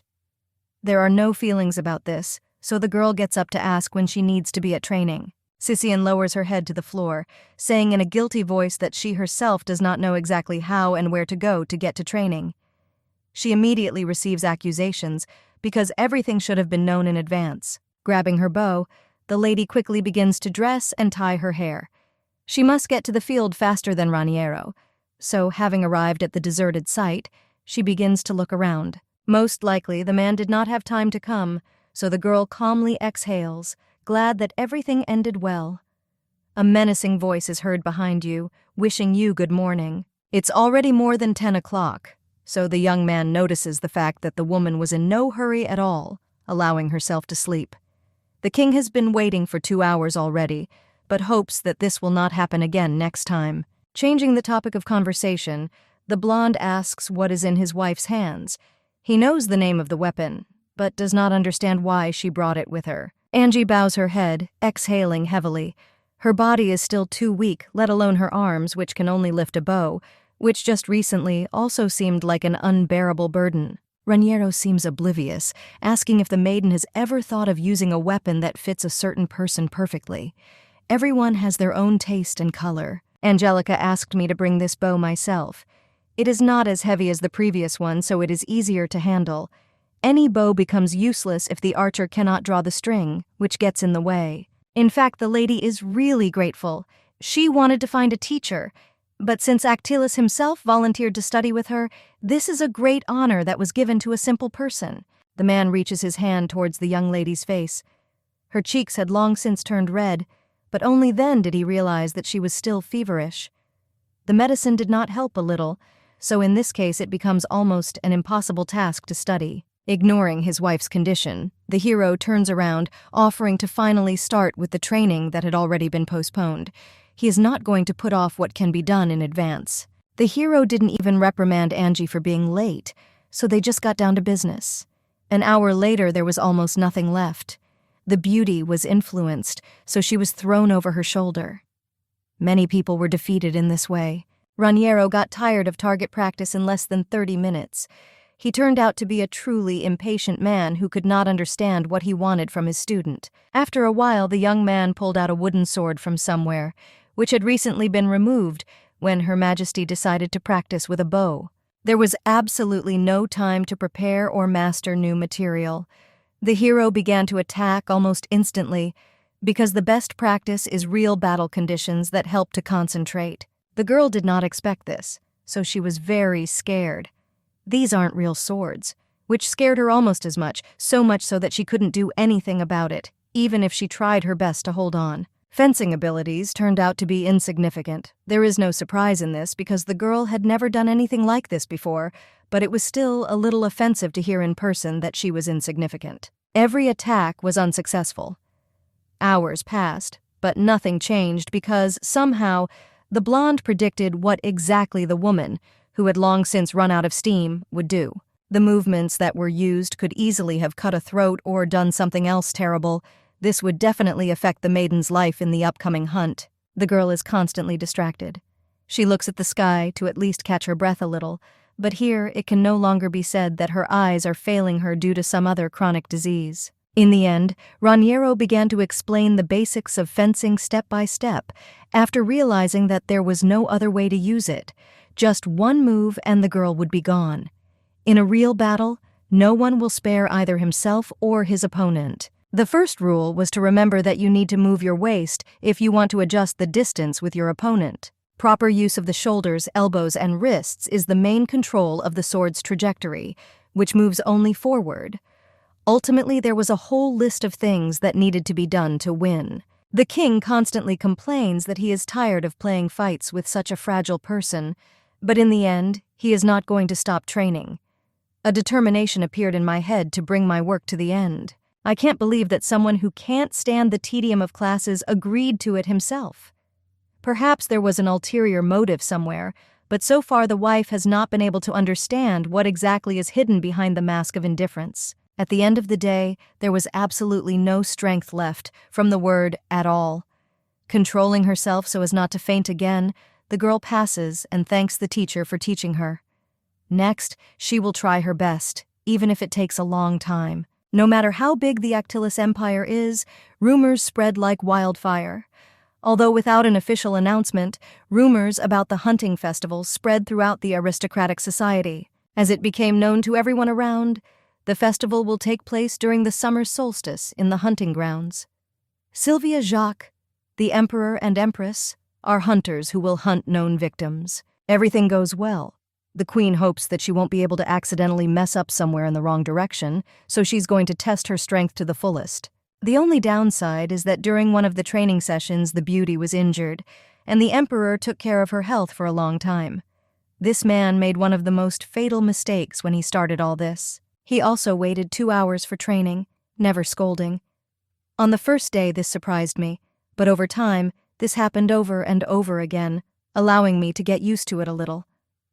At the end of the training, Actilis presented a new bow that suits its owner. The only problem is that the rumors actually spread much faster than it seemed possible. Everyone around, from the capital's nobility to the neighboring country, learned about what had happened, and the maids from the palace became the preliminary source. It is impossible to do anything, because this is precisely the role of the Empress's maids, who must each be the best. It is better to hide the truth and embellish the emperor and empress a little. This gradually improves the girl's position in social circles. One way or another, in the end, nothing would matter, because the beauty was planning to run away very soon. You don't want to become someone else's talking point because you should try to do it at the first opportunity. For now, the duties are to play the role of the emperor's amiable wife. No one knows when another Marquis Jacques will decide to show up, who will want to frame Angie so that she will fly out of the castle posthumously. The maid, as usual, follows directly behind the mistress. She enters her room, noticing the mountain of gifts that covers the wall from end to end. The eyes widen sharply in surprise because no one can answer the question of what it is. Judging by the huge number, it is safe to say that this was done for the entire empire, which deserved good treatment. One of the maids clears things up a bit, saying that these are just part of His Majesty's gifts that he sent. It takes time for rumors to reach even villages. The beauty smiles. It's not just that the girl has been ingratiating herself with her mistress lately, because obviously she needs something. The girl would have liked this attitude if this man had not served Roberta in the past. Distracted from the maid, who still does not calm down, the maiden examines the mountain, on which at the very top there is a letter in which the husband said that he could no longer wait for the real hunt to begin. The girl does not know what she can achieve in just a month. Turning back to her friend, the lady asks when the hunting grounds will be ready. No one has yet said the exact date after which the real competition can begin, which awaits its participants. Angie is very worried. No matter how hard she tries, defeating the Jacques family will not be so easy. They have lived here since birth, so they have been trained in various sciences and defense, which will help them move forward up the stairs to save their lives. The girl tries to eat a lot of salads with chicken breast to build muscle mass, but she understands in advance that it will all be in vain. If it is no longer possible to win by force, then it is worth trying to fight your way to victory with information that you need to have time to get somewhere. The training only became more brutal. His Majesty did not spare the Empress at all, who was quickly running out of steam. She once again falls to the ground, while trying to catch her breath and say that she has absolutely no strength left to continue walking. The blonde, as always, treats everyone with contempt and skepticism. When he has to look at a lady, he also has to think about doubts about the human race, because the girl is too weak. This was the first time I had to deal with such a person. I would like to respond to all the insults that are simply thrown at my face, however, in order to maintain distance. The lady closes her eyes, remaining silent. It is no longer even possible to count exactly how many times she lost, because the number exceeds 1,000. It is commonly said that genius does not extend to teaching others. Raniero only reprimands every time he moves incorrectly, and then eventually forgets about everything as if nothing happened, to help his wife move on. To take a short break, the young man suggests going to explore the hunting grounds. For a complete overview of the forest, the hero takes the woman to an open area in the tower where she has a wonderful view that takes her breath away. The eyes light up with sparks of interest. It has long been clear that in the Actilis Empire everything is done on a huge scale. The grounds are gorgeous, and it's impossible to argue with this, because the trees extend several hundred kilometers away from the castle. Lowering her head, the girl also studies the area nearby, as knowledge can be useful in battle. She notices in time that from this turret, you can literally see the other end of the world, so it's perfect for a bow. Distracting his wife from his thoughts, the blonde says that he really tried for her sake, so it's as if he's waiting for some kind of praise. This is all clear, so the girl nods actively. She tries to do this as quickly as possible so as not to raise unnecessary doubts. They liked the land, and you don't even have to ask why, because they are wonderful. At first, the king had fun teaching the woman, because this way he could have fun after his boring affairs, but the heroine turned out to be so clumsy that now there was unnecessary concern. Actilis trained the lady, in good faith, so he still hopes that everything will end as it should. Angie became the huntress in the summer and also promised to become the hunted in the winter, which was already quite intriguing from the start. The new rules were not adopted in vain. After that day of conversation, time seemed to speed up, so it began to move twice as fast. Every morning the queen trained with Raniero, who continued to increase the requirements of the plan, and then from morning to night she was preparing for the summer solstice. The hand often went numb due to the amount of writing. Sylvia tried not to encounter Her Majesty anymore, and perhaps this could have saddened Angelica, because she wanted to know how things were going with her, but there was absolutely no time for that. Your business always comes first. After everything had been prepared for weeks, the young lady finally decided to take an easy rest. At the very moment when she decided this, Raniero showed up, who considered it his duty to ruin the whole day. The maids, noticing the man, dispersed almost instantly, citing their important matters. They behave this way again because they are afraid of ruining something. Now the lady is left alone with the monster, as if she were in a cage. It is obvious from the girl that she is worried. The young man cannot ignore this, so he asks about the condition. In fact, it all depends on the fear that does not go away. Despite the fact that the couple began to see each other every day, nothing radically changed. The blonde comes closer. He examines his wife's face and then calls her a defenseless rabbit. At the moment, she really looks like a baby who is scared. Obviously, Unro has already made some mistake. The woman literally laughs at the man with her searching eyes. They look straight into the soul to grasp the edges of consciousness and understand the essence. The empress has become too impudent, so the blonde laughs. The girl quickly tries to justify herself. She doesn't want to be killed and didn't want to do anything wrong by using the wrong look. The young man compared her to a small, fluffy animal, which in no way resembles his wife. The heroine is not really like that, so she tries to explain herself. A good opportunity never comes as the blonde leans closer, kissing the beauty. He reaches his hand to the zipper on the back to unfasten the dress. The kiss is interrupted as suddenly as it began. It's in the girl's blood to be inept, because the king too quickly managed to find out what the empress liked and what didn't quite suit her. It would be best to stop at this point. The man knows what the beauty was waiting for, so he says that he is sorry. She still doesn't understand what's happening, but he just calmly undresses the lady, and then, after a new dress, he takes her to the mirror so that she can admire her beauty. The hero was recently told that the dress is worn like this without any extra clothing on the body, which is why he undressed the girl. All this was definitely worth it, because the beautiful lilac dress shimmers with jewels in the sun, attracting attention. Examining her reflection with care, the girl quietly thanks for such a gift. It matches her hair color, which even the king himself noticed. He kisses the lady's hair, trying to be as careful as possible. One can only hope that the robe will be used on the day dedicated to the summer solstice. Dropping closer and grabbing Angie's chin, the hero warns in a whisper that if the lady dies during the hunt, the outfit will become ownerless. If she really values him, she should try hard. June has finally arrived. Along with the warm month came the day of the summer solstice. On this day, the long-awaited hunt, which had been expected for a month, should take place. For now, preparations are in full swing, but the real competition will only take place in the afternoon. From the moment she moved into this novel, the girl's only goal was survival. She doesn't want to die an absurd death, only through her own fault, so she hopes that this time everything will go as well as possible. In order not to be forgotten, Angie begs herself to take this last chance and not lose heart. There are only 6 months left, and if you can overcome this obstacle, the path is clear.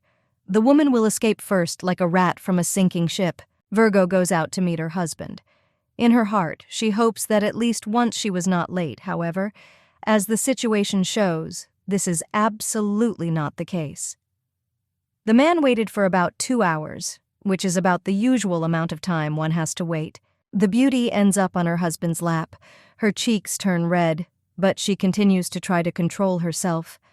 If anyone sees this picture, they will think that there is complete happiness in the relationship, which does not affect everyone else. A crowd of people has gathered under the palace balcony, but no one is paying attention to what is happening. The young man asks about the girl's well-being, checking for a future competition.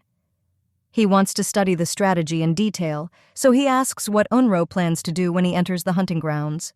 Yeah, Virgo thinks, but this is just a pretense. In fact, she has long known what exactly needs to be done to achieve her goal as quickly as possible. At the very beginning, you should run to the center to take the highest position in the group. The heroine wants to do everything to avoid close combat, for which she is physically unprepared. She smiles, but in response, she receives laughter, which easily spreads around. The eyes dim because it is not clear what was said that was so special. There is no choice, so Angie tries to defend her honor and dignity. She explains the fact that she tried to do everything as best as possible and was even able to stand for 30 seconds without giving up right away. In response, you get another ridicule. Actylus understands that there is no need to humiliate the woman, but still reminds him of the fact that everything worked out only because he moved terribly slowly. I wanted to give at least some tiny chance of winning, which was not even used. Conversations stop. A servant comes forward, who usually announces all holidays as intended by order of His Majesty. The brunette announces the beginning of the festival in honor of the summer solstice. The sun blinds her eyes, so the empress is unable to notice how the people are watching her every move. People also notice how a couple holds hands, so they immediately decide that this is a sign of an idyll. After all the greetings, there is a dinner where many people have gathered. The girl doesn't eat anything at all, and they pay attention to this. There is no time to worry because, after all, the beauty is so nervous about the upcoming hunt because she may simply not live until the morning if she ends up in the hunting grounds. The young man holds out a glass of wine, which pleasantly catches the glare of the sun on the glass. He smiles, saying that this is a kind of gift that the empress deserves for her courage and tenacity. So far, nothing has been said about what exactly is added to the glass. The girl accepts the drink, but treats it with a little suspicion. Raniero's is like a different drink. The color is different, as is the smell, which seems more intoxicating than usual. The eyes narrow to understand everything, but this does not help. You definitely need to drink it all down. The order must be followed, so without further hesitation, the girl drinks the contents of the glass in one gulp. The blonde just laughs. Once again, the heroine would even drink some nasty stuff if it were from her husband and was ordered to be carried out. A strange feeling instantly takes over the body. I have to sit back down in my chair to avoid falling on the floor, but even that doesn't work out perfectly the first time. Virgo can no longer understand what is happening around her, because her arms and legs seem to be on fire. Now there are more questions about what exactly she had to accept. The people around do not pay attention to the changes in the empress, so they continue to dine and talk. The heroine leans against the man's shoulder to find support. He asks her to calm down and be patient, because very soon it will become much easier. A second later, the heroine bursts into ringing laughter, which echoes throughout the hall and attracts the attention of the aristocrats, who did not think that the queen knew how to behave in such a way. Noticing the glances that seemed to be focused on her, the beauty asks each of them why everyone was distracted from the dishes that were skillfully prepared especially for dear guests. There is madness in the eyes. The king orders everyone to do what they are asked to do. Unro quickly slices the meat and then bites into the piece with his teeth. The taste of the steak turned out to be unusual, and for some reason all the senses became sharply sharpened, as if now everything was seen and heard much better. Licking her lips, Angelica assures everyone else that it's delicious. She is truly glad that she was able to taste such a wonderful dish as this meat, which seems excellent. The satisfaction she receives is now visible in her eyes. From the moment Raniero gave the wine, the girl has strange feelings that cannot be changed. At first, the body became hot and light, and then became heavier again, as if an additional load had been placed on it. Such differences have a slight effect on the overall condition. Now, instead of being nervous, you can start hunting. Any fear of doing something wrong simply disappeared, because now it seems to the virgin that she can do anything, as long as everything is fine. The victims will regret going out into the hunting forest. While the lady was thinking about the strategy of how best to start the battle, a maid who entered the room pointed out a strange curiosity in the form of a purple artifact. This is a gift from His Majesty, which he asked to convey urgently. Soleo is a purified form of a deadly poison produced by poisonous frogs. The prince said that his wife already knows how to use the thing to be useful in battle, so the maid just bows for now. Finally, the battle itself begins. We had to wait about hours beforehand because other preparations had been made since the morning. The speaker announces the arrival of the empress. After this, a lot of praise immediately pours in, and a buzz echoes through the stands. Stepping forward, the lady scans the crowd. They all gathered to watch a wonderful performance and have fun, but unfortunately, nothing will happen. If a person is outside the fence, he will not be able to see anything. The prey lurked in the hunting grounds. In the morning, the Jacques family was already released into the forest, so finding them will be quite problematic. In the end, there is nothing terrible, because there are still waves of adrenaline in the blood that allow you to move forward. Eyes dart from side to side, and the maiden accidentally notices Sylvia standing next to her. She is shaking with fear, but the best option is to pull herself together. You need to prove yourself worthy to become the Empress's maid, otherwise the entrance will be closed. There is no place for the faint of heart in such a brutal game. A few weeks ago, Sylvia knelt before the queen and pressed the pity that actually appeared in the maiden's head. Now the pity at that moment seems false, because the girl is not worth it. If the blonde shows how she can cope with difficulties and performs well, then she will deserve a reward. In any other case, no one will even think about how her future will turn out after the hunting tournament.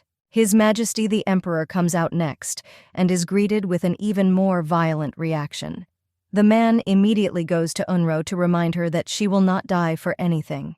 He promises that he will do everything possible to ensure that the classes are useful. A moment later, the hunting grounds are already open. The order of entry into these territories is determined by status. The first to go is Sylvia, who takes herself by the hand and proudly raises her head, going into the forest, hoping that today she will be lucky to do everything in the best possible way for her. The eyes of the main character light up with fire more than ever as soon as she sees the open gate. She can't wait to get inside as soon as possible to start the game. Today, everything will definitely go as it should.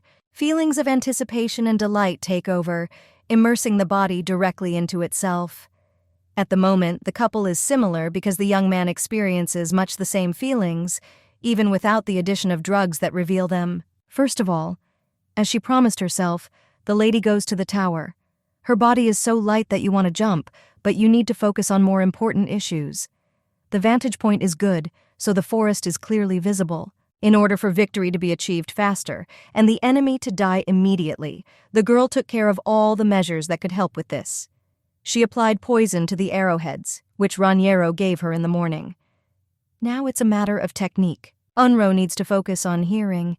It is with your ears that you can hear how one of the opponents is trying to get closer. The bushes begin to rustle, but then Sylvia appears from there. The blonde looks at the woman from above with hope in her eyes. The girl is about to say something, but she doesn't notice how Roberta refuses behind her.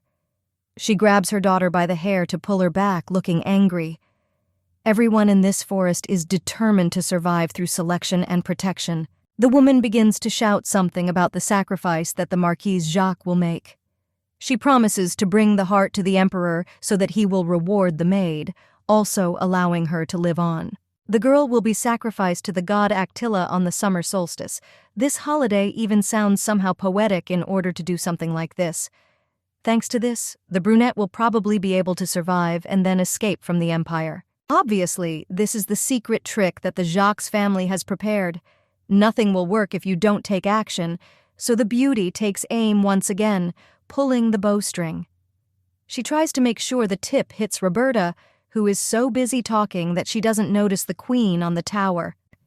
The girl nevertheless releases the arrow, and it whistles through the air, rushing into the distance. Instead of hitting the right place on the body, the weapon flies past as at the last moment the hand twitched a little. The brunette looks up to notice Unro. She is going to go up because she needs to deal with the empress, but nothing works out. Sylvia throws herself at her mother, allowing them both to fall to the ground and not move forward. Mom wants to kill the girl in order to survive. But she never thought about Sylvia herself.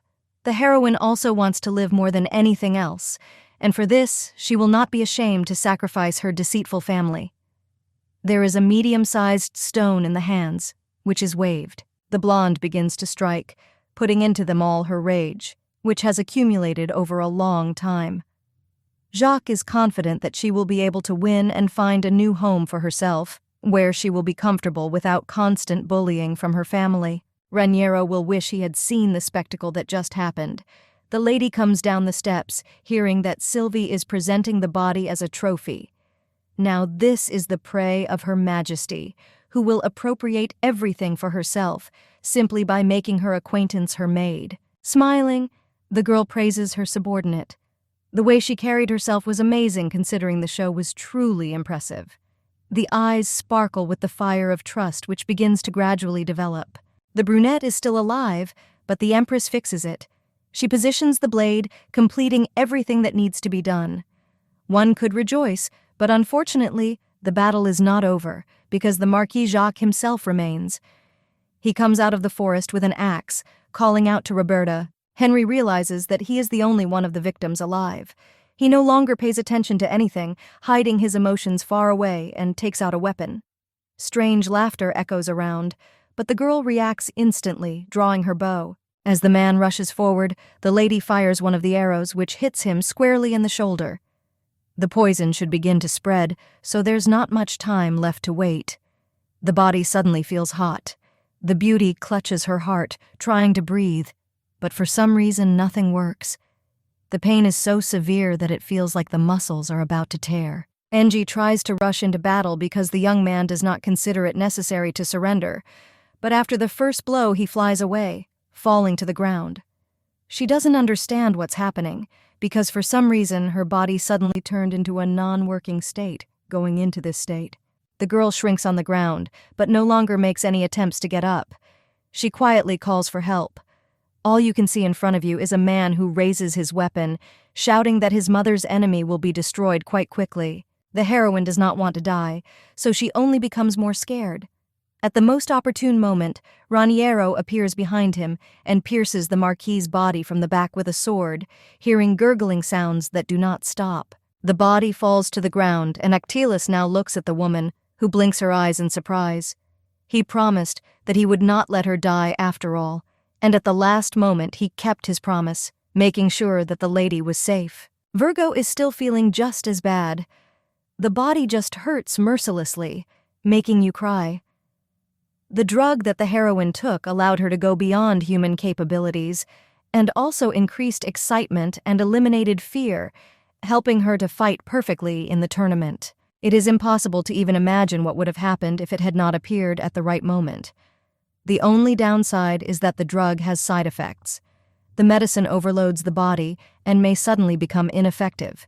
It cannot be used for military purposes, precisely for this reason. You need to add another dose to make it easier. Opening the jar, the blonde pours the contents into his mouth and then leans forward to give the woman a kiss. With their mouths colliding, he also bestows a precious antidote. Not even a few minutes had passed before the lady felt much better. She is surprised that everything turned out this way, because she had no idea that it would be so bad in the end before the acceptance. The body no longer aches, and the head has calmed down just like the fever that had managed to drop. Thanks to Unro, the emperor managed to have fun, and for that, he should be grateful. Pointing his hand to the side, the man says that this is all the booty that his wife got. From this moment on, she can be considered the full-fledged ruler and resident of Actilis. The banquet at the end will be dedicated to Angie as a new resident of the empire. After everything was over and everyone had returned, Raniero announced to the people that the hunt was over.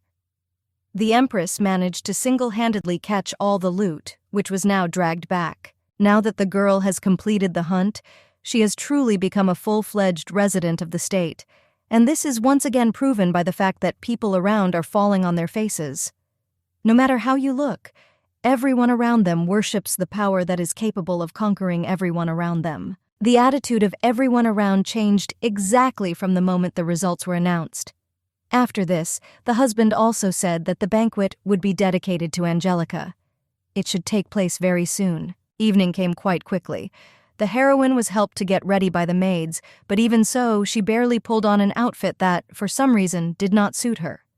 She enters the hall with her head held high. The girl was told to come closer and sit next to her. She obeys everything that is told to her, so she immediately follows closer to the king. Noticing a strange look, you have to ask what the problem is. The young man compliments the beauty, who just smiles, thanking her for what she was told. The heroine didn't even ask what the reason was, who wanted to say all this because she perfectly understands that it doesn't mean anything. The mistake was made because, in fact, the king finally remembered his wife's face. Remembering faces is not a supernatural human skill. In the book, Raniero couldn't do this. It seemed that this was all because he was an emperor, but at the same time, such a wise man who sits on the throne must somehow pay attention to his surroundings. The man asks the empress to come to him. She only thinks about what the problem is, because remembering faces cannot be real. He wants to know what Angie is thinking so enthusiastically about, who seems to have completely forgotten that she is at an event in her honor. Everything became noticeable in the first minutes. It's strange not to notice that the beauty began to behave a little differently, but she is trying to justify everything by saying that after those medications she is still dizzy. Being a liar is not a good trait. The hero takes his wife to the dance floor, where they are going to dance. She had already forgotten how Raniero liked to disfigure the first dance. You should not provoke the young man even more than is necessary, otherwise the dance may not end as well as it should. The girl is afraid that she will do something wrong, because training for the hunter competition took up absolutely all her time. Relief, because Angie's body accurately remembers all the movements from the times when she lived in the kingdom of Unro. The couple moves harmoniously across the dance floor, while forcing everyone around them to give way to them ahead. The virgin almost steps on her partner's foot, but at the last moment she moves back and quickly flies to the floor. The king reaches out his hand, but she doesn't grab it and ends up on the carpet instead. Smiling, the blonde praises the beauty for how she was able to skillfully react to the current situation. If she had grabbed his hand, she would have touched his body without permission. Now we have to reap the benefits, so the heroine slowly gets up from the ground. People around them stared at the spectacle, but the king quickly scared them away, ordering them not to be distracted from what they were doing. Instead of laughing at the queen, he picks up the body in his arms to carry it aside and thereby lighten the entire heavy burden. Sitting Angie on the throne, the hero asks if she hurt herself, to which he receives a simple nod. This is actually a lie, because my back hurts incredibly bad. The girl is privately angry because she understands that the hero could have tried and caught the woman instead of testing her. Everyone is passionate about meeting new people that can help everyone in the future. The heroine looks around the entire hall, but then notices Sylvia, who, bending her knee, greets the empress. A roar rises in the hall because Jacques dared to come to the banquet in honor of Her Majesty. One look at the daughter of the family that betrayed the king makes the aristocrats want to leave.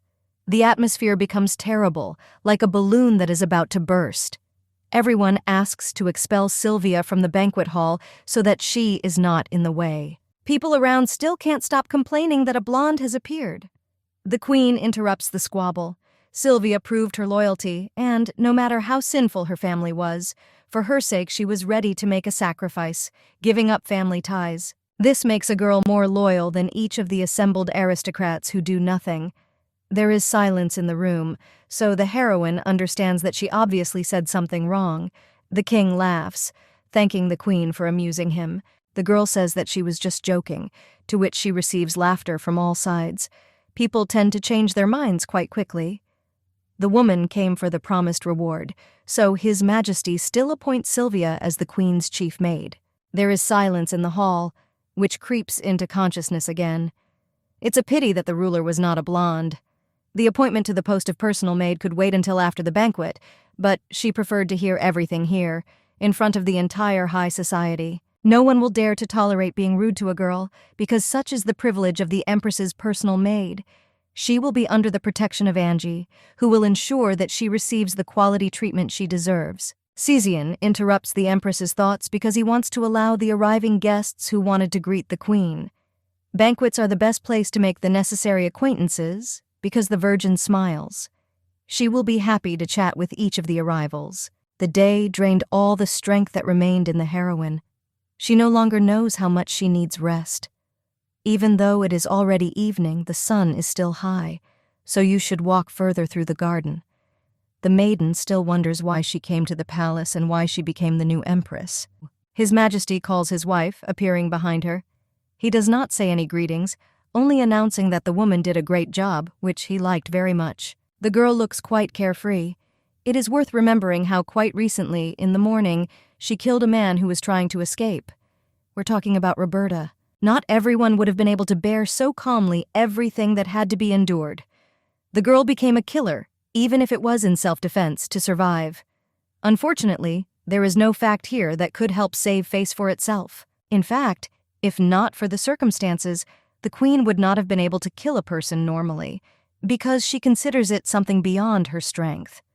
She didn't want to do this, but she had to. In the end, things didn't end as badly as they should have. Then, at the competition, the beauty thought that the end had come for her. But in the end, everything did not end so badly. The heroine must thank the emperor, because if not for him, death would have come. For a young man, such battles are akin to ant fights, but there are two differences that still give you pause. The ants have a reason to fight, but the queen didn't have one. She was simply forced to do what she was forced to do. That is why the prince pumped the maiden with that drug. It helped open up feelings that weren't so intense. This is fun that cannot be replaced by anything. Even knowing about the consequences, the hero did not feel any guilt, but enjoyed every moment. In the end, the man didn't quite expect things to turn out this way. The girl could have tried to run away or start screaming in horror, but instead chose a more humane option in order to stay alive in this competition. The heroine, instead of drowning in darkness after what she had done, simply cheerfully entered the hall in the dress she had given her, trying to keep her head up. She wanted no one to think about what she had accomplished, not even her own conscience. At that moment, the young man felt a slight trembling, which allowed him to see the lady who had entered the hall. Only then did he truly see the beautiful face, which over time he even managed to remember as the first in his life in Actilus. Strange feelings do not leave the king. This is the first time he has been able to recognize someone's face, and it belongs to some weakling who couldn't even defend herself. Without saying anything out loud, he asks you to follow him, holding out his palm, which they cling to. They entered the imperial palace. Until that moment, the maiden had no idea what exactly he looked like, so she tried not to think about it. The spacious, deserted room with a single window is Raniero's secret room, which was not allowed to be entered. The couple stands in complete silence in a room that now makes the heroine feel special. The man doesn't say anything because he needs to know his wife's first assumptions. Angie knew about this room from the book, but who would have thought that she would manage to end up there? Indeed, the present now seemed like a kind of illusion that was about to dissipate, leaving behind only a dark reflection. Entering further to go deeper, the lady freezes. The young man begins to undress in such a secret place that he makes the girl cover herself with scarlet paint. She feels embarrassed by what she has to watch. Remaining in only his pants, the hero turns around. The first thing he notices is a reaction, so he chuckles, asking if the lady likes what she's watching. With his next step, he leans Unro against the wall, placing his hand next to his head. The young man kisses the beauty's lips, not even allowing her to resist. She doesn't say anything even after the body is released. Getting into the water, the blonde offers to join, knowing that the lady will most likely agree, because now she is looking with a languid gaze. Sitting on the edge of the bathtub, the lady puts one foot down, noticing that the water is too hot. She is unable to climb further because she does not like this temperature. The man asks to lower himself so that he can get used to it faster. Virgo still doesn't understand why the guy showed the Emperor's secret room. She would like to understand, but this does not happen, and this is what the young heroine's brain is occupied with. The facial expression seems concentrated, so to dispel doubts, the hero grabs his leg. Finding herself in the water, Angie tries to protest. The temperature doesn't bother her anymore, because the only source of embarrassment comes from the position they're in. Usually the king likes this character trait of his beloved, but today it irritates him incredibly. Watching how the girl's hand shakes violently, the blonde sighs, saying that he allows her to touch her body. After a second, Angelica stretches her arms forward, hugging the guy by the shoulders. After several hours of relaxation in a bath of warm water, the couple finds themselves in bed. They look at each other as if trying to convey the feelings they are experiencing. Hands intertwine before getting down to business. The girl falls asleep. She is tired, and this day can be washed away at least a little only with a good sleep, which cannot be compared with water. The husband did not allow her to fall asleep, so he chuckles, thinking that his wife has become more willful. Now it's all over, because even if the young man closes his eyes, he will still see the image of this lady. Now she is rightfully a resident of Actilis, because the people recognized her as such.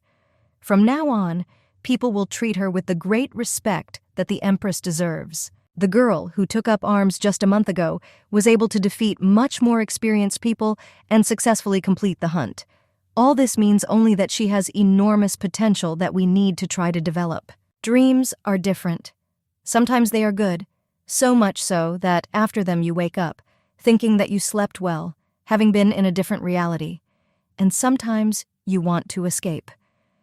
The girl tosses and turns and mutters something about a terrible dream that is haunting her. Raising the heroine's body, the young man leans her closer to him. He didn't have to think too long to realize that she was having a nightmare. It's impossible to escape from it, no matter how hard you try, so all you can do is wake up. In the dream, the maiden was chased by headless prey who had an axe. It was the body of Robert, who died this morning at the hands of Angie. To calm his beloved down a little, the man gives her a kiss, for which he has to pay because she bites his lower lip forcefully. Everything will be completely fine, so the next dream will not be so terrible. The morning comes imperceptibly, bringing with it the rays of the sun. The ruler of the empire calls Angie by name, asking why she is ignoring him. The eyes open instantly. The girl instantly jumps in place. She asks for forgiveness for not hearing anything, while hoping that she is asked. The man ignores this, asking her to wash and change before saying anything. It didn't take that long to get ready quickly.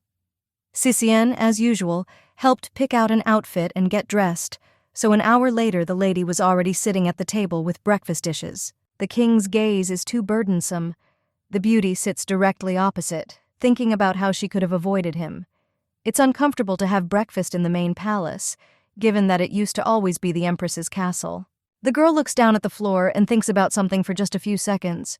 She wishes to go back to her palace. I had to express everything as return home, without specifying where exactly. Virgo completely forgot exactly how to say everything, so she got confused. Realizing that the mistake needs to be smoothed out, the beauty says that she does not know what she is saying, since she just recently woke up.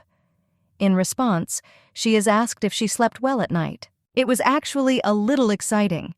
On this day, Sylvia must enter the Empress's palace, and she, as the hostess, is a little worried. Most likely the lady just wants to go home, so she lies again. The blonde knows everything very well, so he wants to mock the woman to the maximum. After a wave of anger, the heroine accidentally notices a wound on her lip, which appeared as if out of nowhere. Yesterday it was not there, because it is quite noticeable. Noticing the gaze, the young man frowns. Virgo asks for forgiveness because she is simply worried that there is blood on her lip. Leaning to be closer, the hero offers to take a closer look. This was done by Angie herself, who freezes in horror because she does not consider herself crazy. The girl does not know what to choose as the answer to give. Perhaps this really is her doing, but this could be just another mockery. This is impossible, because the lady would never dare to injure His Majesty. It's doubtful she still had her head on her shoulders if she'd already done something like that. It is so the young man nods. He remains silent, only to later say that the wound on his lip was the result of a terrible crime that was committed. Punishment must be given for this terrible deed. That is why the young man is not going to send his wife back to the castle. The man who injured his lip should be punished, but Angelica, who did it, for some reason still wants to return to the Empress's palace as if nothing had happened. The girl will always be there, but that's not that important. Every morning the Emperor sorts out letters from other countries.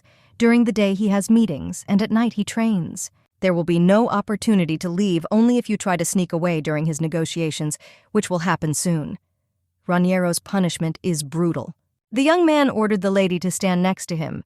She didn't sit anywhere because there wasn't a single chair around that would fit. Calling the butler, the hero asks to bring a chair. If the girl continues to stand in one place, everyone around may think that she is looking down on the king. An apology immediately follows. The desire to be higher than the emperor is understandable, but this does not mean anything. Unro became more flexible. The man asks the girl to quickly get up from the floor.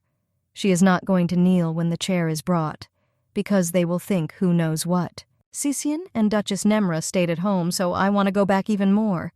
The young man is distracted from his studies, noticing a letter from the temple. The Temple of Tunia is located in barren lands without a master. Those who gave up fertility remained here as followers. Relations between the Actilis Empire and the Kingdom of Sambinia are strained. The reason lies in the empire itself, but now they are asking for help in a friendly manner. All the letters are rather boring, so the man turns to the queen. He is surprised because she accidentally fell asleep. The blonde leans closer to wake the girl. She apparently lost her mind, since she suddenly fell asleep right on the prepared chair. The beauty managed to wake up, but she was very scared. She jumped in surprise and fell silent until an idea appeared in her head. I would like to look at the letters that arrived, or for Raniero to give her some work. The Empress has the right to know the affairs of the kingdom, but this is not the time yet. There is silence in the room, so the heroine begins to get nervous that she said something wrong. Thoughts are written on the face. This kind of thing amuses the king for now. He leaves everything as it is, not intending to dispel the doubts of the maiden who is already ready to scream. Actilis dragged his wife along with him all day. It got to the point that she was nearby even during meals and political meetings. She had to stay even during the night training, which made the girl tired.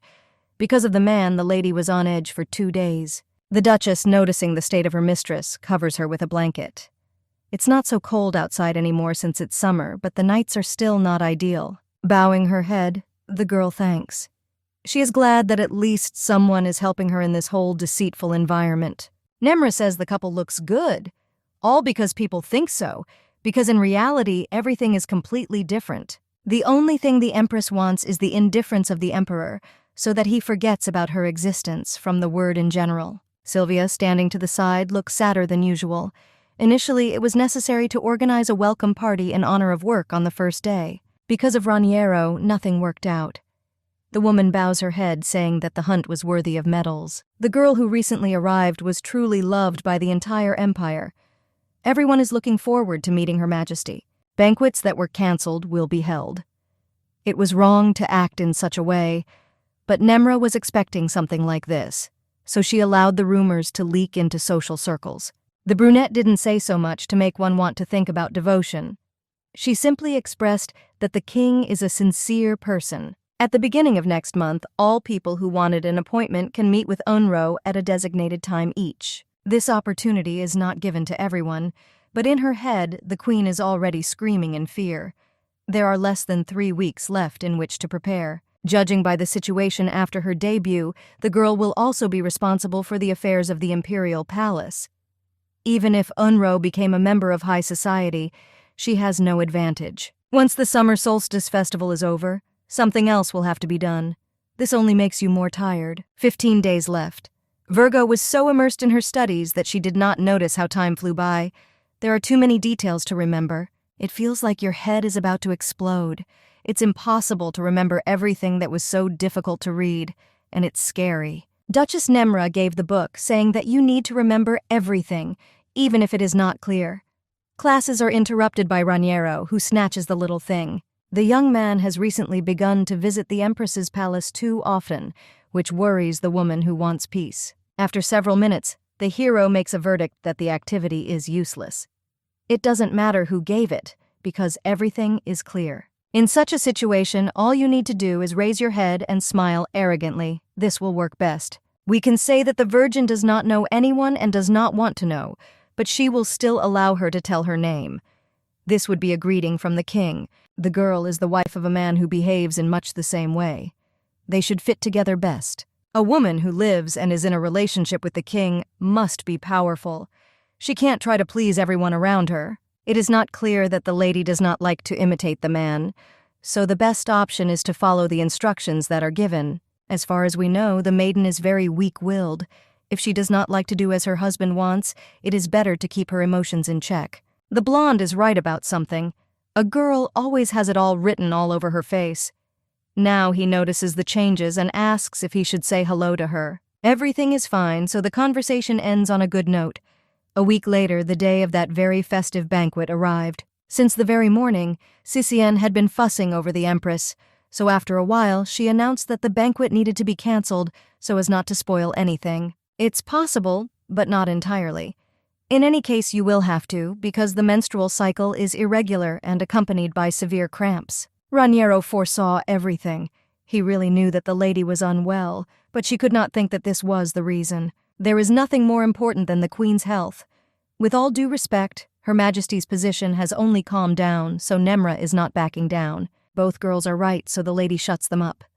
This opportunity cannot be missed, because everyone still remembers how the beauty showed herself during the hunt. The celebration will take place as scheduled. Painkillers should help you get through the day around the rest. As soon as the Duchess leaves, the beauty reminds Her Majesty that she has already suffered a lot. You can't relax. Sicien always worries about the princess, so she remains on her side.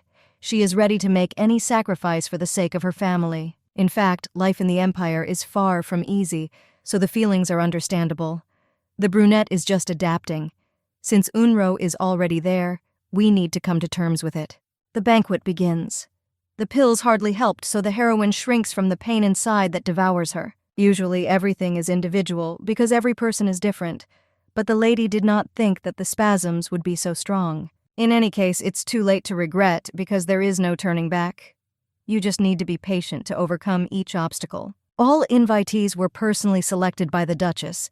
Walking forward, the beauty greets everyone, hoping they will enjoy themselves. The choice fell on those with ambitions and those whose connections could be useful to the Queen in the future. Everyone stands in a line.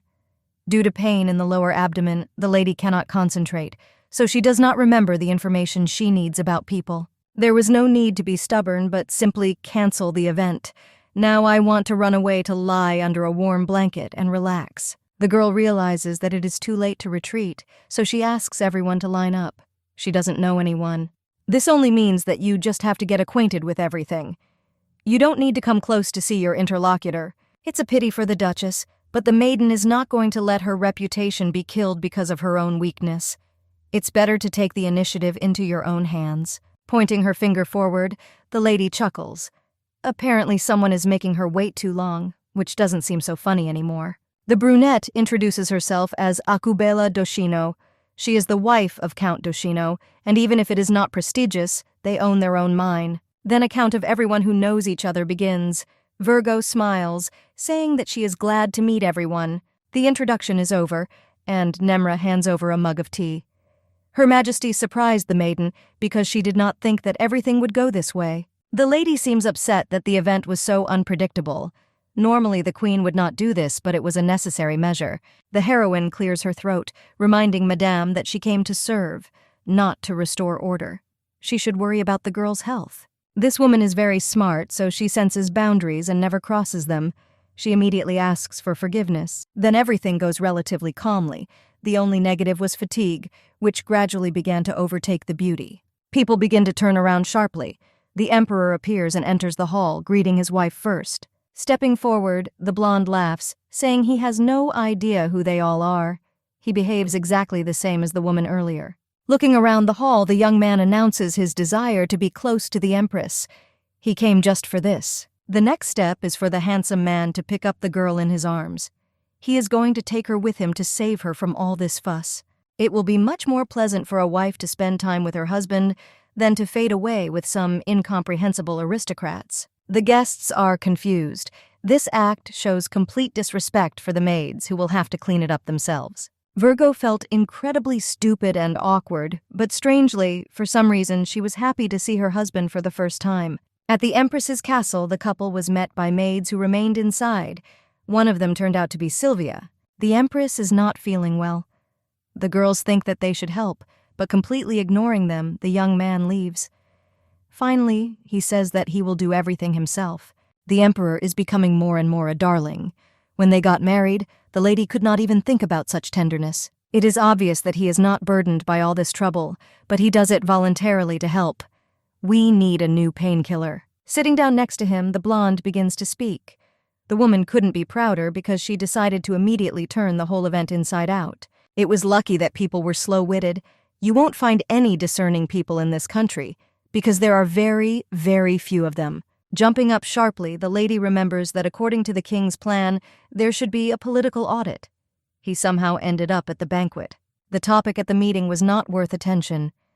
He thought it would be better to leave the question to the ladies to make the right decision. Actilus is the strongest empire, so this approach is not correct. Smiling, the lady asks about the topic. The theme turned out to be the Temple of Thunia. This is the refuge of the main character, Seraphina. There should be a meeting very soon. The letter actually arrived from the temple. They have no power, the local soil is devoid of fertility, and no one needs their lands anymore. Actilus didn't even respond to the letter because he decided that something like that wasn't worth his attention as such. From the novella, the girl knows that Thunia almost always tried to reconcile the two superpowers, but they could not come together. The letter is not related to Sylvia. It says that the time of hatching of demon eggs is coming, so the king will come to take them. It's a lot of fun when you have to grant a merciful death to demonic creatures. The god of mercy has given lands where it is impossible to avoid massacres. Raniero will not miss another bloodshed. The young man is going to agree, and now nothing will stop him. Noticing the maiden's gaze, the hero offers to lay her head on his lap, and then possible condescension will be shown. Suddenly, Seraphina's presence began to be felt. Perhaps the temple will send envoys, some of whom will include her. You need to think rationally. If the plot follows the original story, Seraphina has no business being in Actilus this early. The first meeting was supposed to be in winter, but the couple became closer, which was not the case in the original. We can only hope that this did not affect the plot in any way. While the girl was thinking about what could have changed, the young man put candy in her mouth. She likes sweets. For Raniero, this is just another game that is not worth attention. The plus is that the girl was given at least something tasty. His Majesty is distracted from a conversation with his wife. She asks if her husband will allow her to live at least until winter. For the Empress, the hero promises to do everything possible. You can't believe the words, but this time I really want to. Not much time passed, but from the moment the new banquet was disrupted, a new one was not planned. Angie tries to focus on the Temple of Thunia, which occupies all her thoughts. Virgo wants to get all the possible information that was in the book. The plot is already known, but reasons are needed. If the couple meets earlier than expected, then the main character will be in trouble. In this case, she will not even live to see winter. There is information in the book. Saint Thunia is the most important being in the temple, so she does not leave it or have contact with the outside world. The girl is ready to scream with anger because she was hoping to find something more than just one line. It's still better than nothing. The original story talks about the connection between Thunia and the god Attila. She had a vague idea of how powerful a force one could possess. There were more stories in the novel, even about demonic beasts, than about Seraphina, who also remained the main one. We also learned that when there is no food, the temple messengers hunt and then eat the prey in the form of animals in the forest. Not far from the temple, there are lands where demonic beasts live.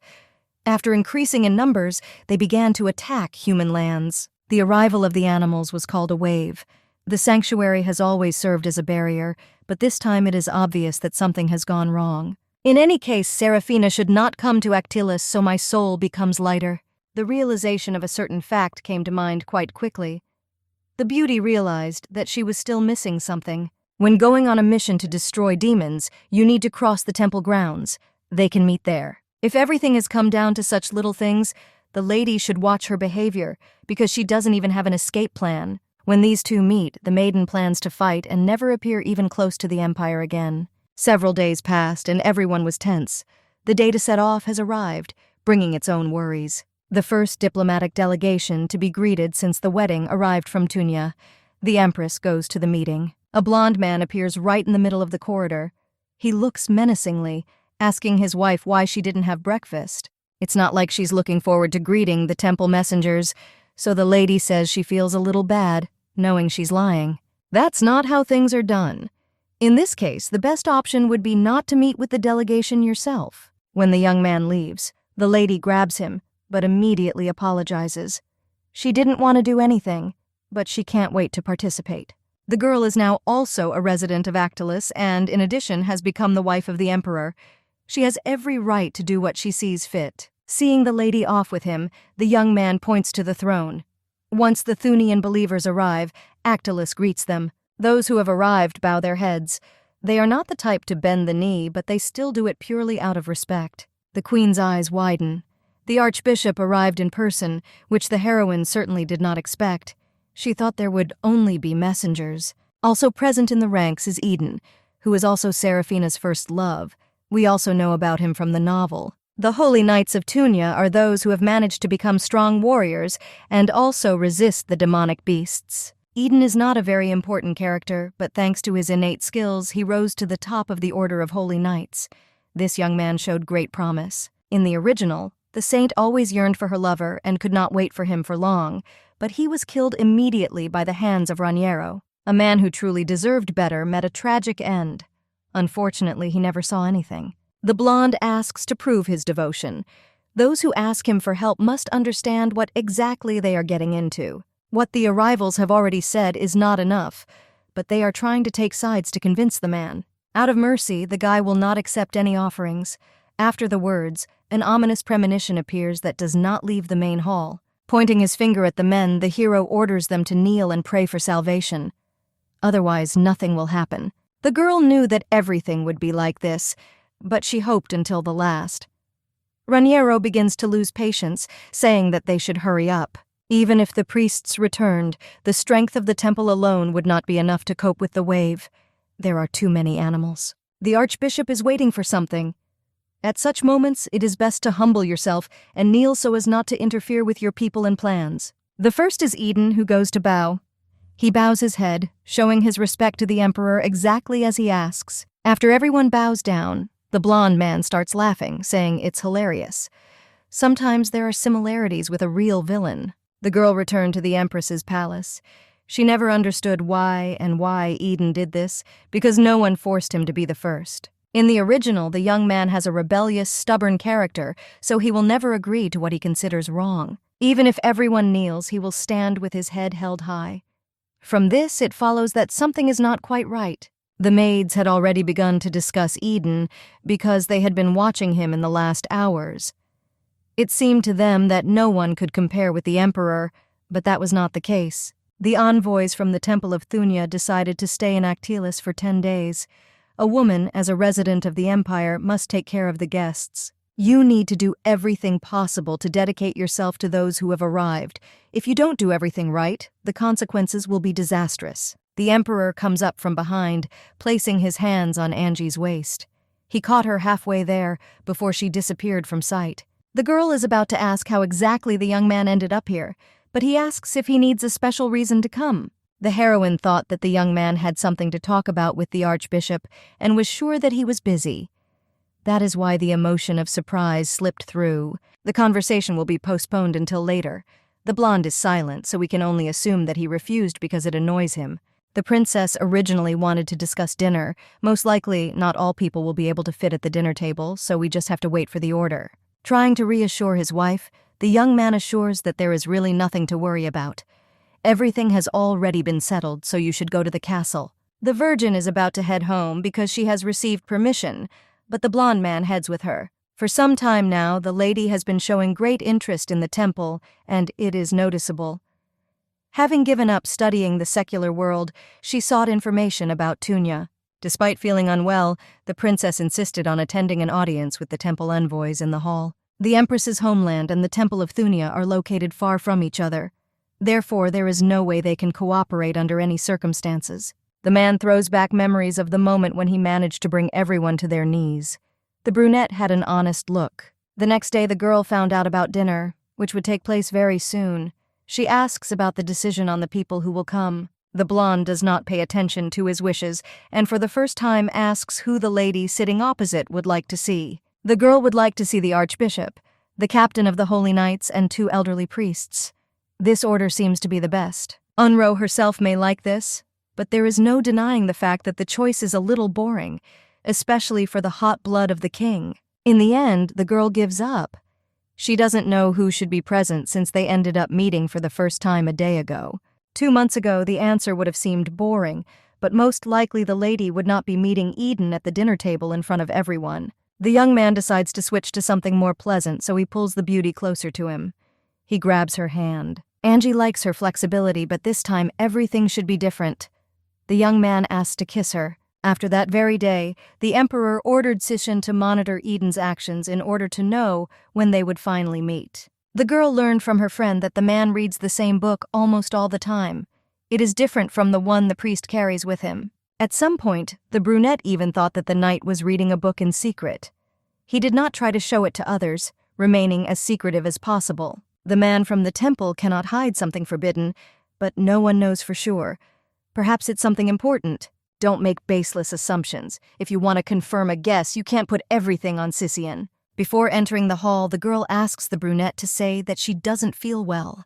There are more important things to do. On the day of the duel, the lady had already turned to Nemra. The girl asked to watch the duel with other maids and then report back. The woman did not immediately understand what needed to be done. You can't have fun when Her Majesty is sitting at home feeling unwell. In truth, everyone wants to see the show, so it didn't take much persuasion. Sisian will be in charge. After the maiden scolded the Duchess at a social event, the maids began to monitor their behavior. The heroine doesn't ask for too much. She only needs this to find out who ultimately became the winner. While everyone left, the Empress decided to go to the library. At this time, the room should be completely empty without prying eyes. There is no one, so it is clear that everyone is passionate about the duel. Of course, this makes sense, since Actilus's people are obsessed with these fights. The holy knights were placed not so far from the palace, so the queen calculated everything. Eden must follow the road to the library. Everything came together. He didn't have to wait too long because a brunette appeared in the distance and headed to the place where he was going. Jumping out of the bushes, Angelica forces the knight to stop. He is looking for something important, but nothing will come of it because there is nothing around. There are very few books in the library that visitors can read. They can only be read by members of the imperial family. The man was caught off guard, but even so, his tone and face did not express fear. The young man is completely calm. Pretending that the name is not known, the maiden asks Eden for it. He answers quite quickly, also adding that he has dedicated himself to Tunya. There are no other names because the hero decided to become a paladin. The girl interrupts, saying that she was asking about something else. The name of interest is the one given by God to Tunya, not the one given at birth. There must be something else to apply. If the lady is wrong, she will leave immediately. She just wants to know the truth, no matter what it ends up being to the ears. The man still tells the truth. His real name is Cha Su-yun. The question immediately arises. Does he know the book Flowers Grow Even in the Abyss? It turned out that the young man had read the book and was also reborn. It happened around the 18th of May when they both got here. Eden is surprised that he is not the only one who ended up in this world. He never thought that he would have to face something like this. Virgo almost falls from surprise. All this time she thought that she was completely alone, however. In the end she was very lucky. Tears flow out of their eyes on their own, falling to the ground. The heroine asks for forgiveness because she forced her maid to follow. Giving his hand to help Angie up, Cha asks the girl's name. She asks to call herself simply the Empress because everyone around her does so. Eden is glad to meet Her Majesty. I would never have thought that I would be able to meet someone with a similar situation as his. The girl nods. She didn't know that this would be real, because in the original she had to face death almost immediately. The man couldn't understand how his friend guessed it, but she read the original. The actions were so different that it was impossible not to notice them. In any case, the queen cannot stay in one place for long. The conversation should remain unnoticed as much as possible. Before leaving, Angie remembers what she wanted to ask. She heard the young man reading a book. The hero read about forbidden black magic, because he thinks that because of this he ended up in a new world. I would like to know everything in detail. The problem is that the heroine has read too many novels of this genre. The rebirth was ordinary, white, so she didn't even ask the question why this happened to her. Since the young lady believed that only she was able to move, it means that the emperor is not a migrant from another world. The king could not return to the new world. He's just a crazy guy, just like in the original. It feels like a weapon is being pointed at the girl every day. The only thing that unites the new couple is their support for the deceased characters in the original. We need to figure out what to do next. The first step is to try to remove the spell in order to return back to where the man lived before. Most often, migrants do not return to the worlds from which they came. Even this information became known from books. The knights are going on a campaign. Horses must be subdued before you can climb on top of them and ride forward. The Empire Knight orders the sacred to finish quickly so they don't have to wait another eternity. The Emperor, sitting on his throne, carefully watches how the horses below come running along with their riders. His Majesty did not like the picture that he was able to see, so he leaves. It shouldn't be boring. Sicyon, who remained in charge of the Empress's palace, meets the king, who arrived rather suddenly. Obviously, the brunette thinks that she will have problems with the fact that the young man has arrived at the palace. He grins at this reaction. Entering his wife's room, the blonde throws the sheet off the bed. The lady said she wasn't feeling well and just went missing. The maid tries to say something but is silenced. The hero does not want to talk because he might listen to his wife's excuses. As you know, the Paladin Eden was an exception to the rule. He does not participate in sparring, so he did not go to the site. The girl is trying to find out all the little details from Cha Soo-hyun. He lives in the Temple of Thunia, so perhaps he has already seen the saint. In the beginning, it was quite strange to feel like you didn't know what to do. The lady was nervous that Serafina would come with a delegation and meet the king. Lowering his eyes to the floor, the brunette says something about a woman, but still shuts up. Perhaps something has already happened to her. She is fine. But the lady suspects that the guy has fallen in love with the girl. It's quite the opposite because there are no feelings. The heroine still doesn't understand what exactly we are talking about. I can't believe that the girl is more eccentric than in the original, and this interferes with everything. The brunette is going to tell the truth. In fact, he doesn't really know her because he avoided all meetings in every possible way. It is strange that nothing is known about this couple, because over time memories of the heroes are transferred to a new body and consciousness. The feelings that the owner's body experiences are so strong that one has to remain under their influence. All there is a distorted image. All this time, the lady assumed that there were mutual feelings between Eden and Serafina. He does not dare say that he hates a woman. For men, norms and morals have always been in the foreground. He believed that it was inappropriate for a saint to have feelings for a holy knight. Angie did not think that the terrible truth would be revealed. She tries to accept this and asks if the young man will go to catch the demonic beasts. The hero wants to look there at the great library of the abandoned temple on the border. It's impossible to find clues using conventional methods, so you have to take risks. The queen believes this is the right choice. I wish I could return back to my worlds as soon as possible. Virgo is going to explore the library. If she needs any information, she will then tell it to the young man in the order of the Temple of Thunia. The brunette blinks his eyes in surprise. It turns out that the queen is also going on a mission of suppression, which will take place very soon. Angie had been planning this trip from the very beginning, but had not yet told the emperor. Don't ask unnecessary questions. Soo-hyun is not going to be interested in anything, so he simply promises that they will see each other soon. It would be better to return before the friendly sparring ends. The virgin managed to return safe and sound. The mood has lifted a little, so the beauty enters the palace with a smile. A surprise awaits the heroine in the main hall. She comes across a blond man sitting with his legs crossed. The wife seemed to be feeling unwell. The girl claims that she went for a walk because she had a headache.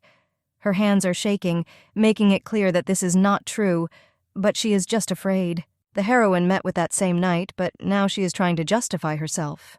The body shrinks into a ball. The young man becomes vulnerable. He is nervous because these two decided not to show up for the sparring and went off to an unknown location. There is no problem, and it needs to be thrown out of your head. Even if the wife likes that man, there is no reason to be angry. The emperor cannot be jealous of an aunt. If the beauty wants that night so badly, there is no problem. They can have fun. When the hero wants to run his hand through his hair, the girl shrinks into a ball. She was scared because they wanted to touch her. Tears begin to flow down his cheeks, and as soon as it is noticeable, the young man sits on his knees to tuck his hair behind his ear, calming him down. This woman is ridiculously weak. This conclusion was made a long time ago, and it did not take much time. Bowing, the emperor hugs his wife. She asks if he's angry, and he shakes his head. You shouldn't talk about anger so as not to scare. Covering his eyes, the hero promises that nothing bad happened. Everything is fine, and he knows it is so. This is the first time Raniero has managed to completely fool Angie. In a relationship where both parties know each other poorly, a turning point has begun to occur. The feelings returned quickly. The lady thought that she would die of fear because she was incredibly scared. It is impossible that Raniero would be so angry just because of the absence of a girl who usually goes wherever she wants on her own. At some point, everything turned out completely wrong. Perhaps the reason is a meeting with Soo-hyun, who is known about. We can only hope that the handsome man did not understand that the woman was up to something. No one knows that these two have been reborn. One way or another, Raniero must not be out of sight for some time. It's better not to spoil the mood. Everything should be exactly like this, but at some point the plan collapses. The Holy Knights of Tunya arrived once again at the Imperial Palace. He is so beautiful that you cannot deny yourself the pleasure. The brunette turns away. He pretends that he does not understand what his acquaintance is talking about in order to remain unnoticed. Noticing this strategy, the girl even praises the boy in her head. We need to continue to pretend that nothing is happening. Smiling, the beauty invites His Majesty to quickly leave so as not to be left alone with the knights anymore. Leaning the woman's body closer, the young man smiles. She manages to be so sweet that it's impossible not to get over it. His Majesty takes care of his guests, hoping that the night went well. The brunette thanks them for the honor they were given. While the conversation continues, the young man smooths the queen's hair. It's as if he's trying to make a pet out of her. Usually the hero does this in front of the maids to show the family idol, but here the reason lies elsewhere. The woman had previously mentioned that this man was crazy, and now Eden was convinced of it. He looks strange, and his behavior is scary. Then the blonde leans over to gently kiss the beauty before she manages to go somewhere. Looking straight into the brunette's eyes, the king kisses the queen, as if trying to prove something. It's still not clear what exactly he's doing. Putting his hand on the empress's shoulder, the blonde notices that the woman wants privacy, so they can leave the knights right at that very moment. Now that she has time to think things over, the beauty realized that when they met in the garden of the palace, Raniero was looking only at Eden. The fear becomes real. The king could recognize the content of the dialogue or understand everything completely wrong. To prevent the knight from realizing something incredible, the beauty gives the letter to Sisian, asking her not to open it. Everything must remain secret. The brunette didn't think that the heroine would be very worried. She is afraid that His Majesty found out everything, which is why he behaved so strangely. The woman demanded an answer immediately. Hearing the phrase, "I'm not sure," she becomes hysterical with a bit of aggression. Even the maid noticed that the lady had changed a lot since they left the kingdom of Unro. It was like a different person had fallen into place. On the day when it was decided to marry Emperor Actilus, one felt sorry for the princess who was constantly crying. She decided to live abroad when she got married. Angelica, who now lives in the palace, seems like a completely different person. However, Sisian is still a devoted servant, so she simply has to ask what leads to this. She starts a conversation. Immediately predicting the conversation, the lady understands that the conversation will be about letters to the knight from Tunya. Perhaps she harbors unclean thoughts. The girl apologizes for making her doubt her actions. I didn't want to cause pain with the silence that dragged on. The lady doesn't understand why they don't tell her anything.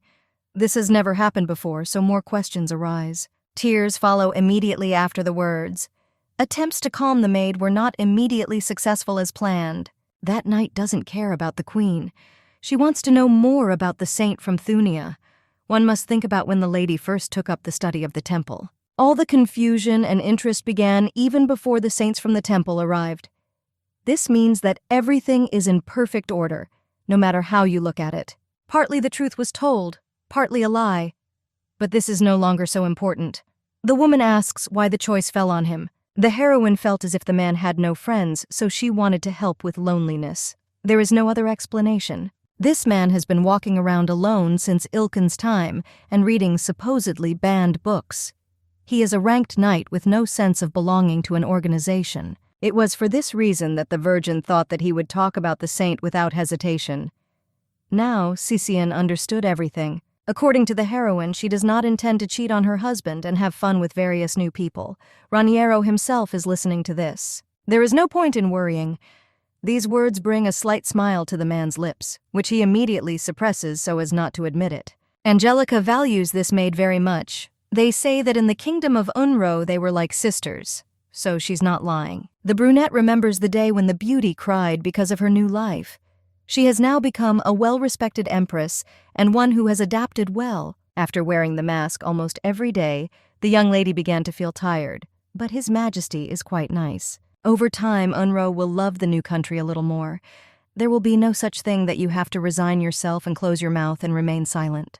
Unless the lady dies during the winter hunt, she will be able to do everything just fine. They have already forgotten about the competition. The hero does not know why Angie suddenly has a reason to be interested in St. Tunia. In any case, this can be found out during the expedition. Knowing that everything will work out, the hero smiles to himself. Looking out the window at the moon and stars, the man notices that the moon is brighter than ever. It completely illuminates the entire sky. Angie looks in the same direction as her husband. It turns out that the light falls in a beautiful path forward, which is a pleasure. Raniero acts as if he has been replaced. He tries to joke, seem nice, and act as nice as possible towards the girl. What makes the Empress happy is the fact that His Majesty is happy too. She can't help but be happy when he's in a good mood too. It is strange and funny that this fact was not known. Virgo is generally quite a funny person, so the tendency manifests itself. Previously, the heroine's answers were indifferent. Something has definitely changed. Now the young man asks to stroke his head. Raniero asks about other things the girl likes. He's weird because he doesn't usually care about other people's feelings. The blonde doesn't care about anything around him except his own mood, which is the most important thing for everyone. As always, this is the most important thing, so after a second the hero gets out of bed, because the hand froze, stopping going through his hair. The girl is a resident of Actilis, so she should automatically love him. Anyone can speak in riddles. Obviously, it's like answering the question the first time. So the beauty changes the topic while talking about the same thing. In this case, I would like to say that I want to leave the empire and live in another country. If this is not possible, the guy should stop visiting. If only the heroine had the courage to say something like that, it would be good. For now, she is just silent. Looking into her eyes, the girl asks to join the expedition to catch animals. This is possible, but for now they are playing silent. The heroine knows that this is not the answer to the question posed. But before that, the young man asked about what would be good to receive. If the husband had allowed joining this expedition, he would have made his wife the happiest person in this world. Only after this has been said does the heroine think about it. Usually she, like a coward, is afraid of everything, but now she wants to watch bloody scenes. Nodding his head, the blonde promises that he will take the beauty with him. He doesn't pay attention and doesn't ask unnecessary questions. The girl's eyes widen in surprise. She had never seen a young man look like that before. Of all the people in the world, to see this on Raniero's face is extremely surprising. The entity that had shown itself so far was like a beast. Now the man's facial expression is harmless. He doesn't try to seem angry by accepting every affection. Catching herself in bad thoughts, Angie slowly realizes that she is weakening before the beauty of this man. Don't be deceived. This man could go crazy at any moment. His attitude changes depending on his mood. It pays to be reasonable. In a couple of days, Actilis was supposed to become the same as before, but surprisingly, this did not happen. and he remained just as cute. Fairy Tinkerbell sprinkled fairy dust on him, or someone instructed him to behave decently with a woman. The Archbishop arrived at the meeting just in time. He thanks the young man for the reception they received, saying that everyone had a good rest. There is no need for gratitude. Just the thought that he will have to see them all on the expedition makes the hero sad. The couple glares at each other. The girl understands what exactly this can lead to, but does not know what she can do. It's funny to realize that Raniero is only kind to Angie, who never understood why this did not apply to others. Turning to the queen, the young man asks if she was bored. She remains silent before she says anything. Raniero behaves like a primitive protagonist in an equally primitive love story, and it's frightening. Usually in short stories, this is exactly what happens when the characters are in love with each other. Everything should be different here. It should be a good sign that Actilus has become kinder, but you can't just accept it. Falling onto the bed, the lady exhales heavily. She doesn't understand anything at all, even if she tries her best. Immediately after marriage, even touching was disgusting.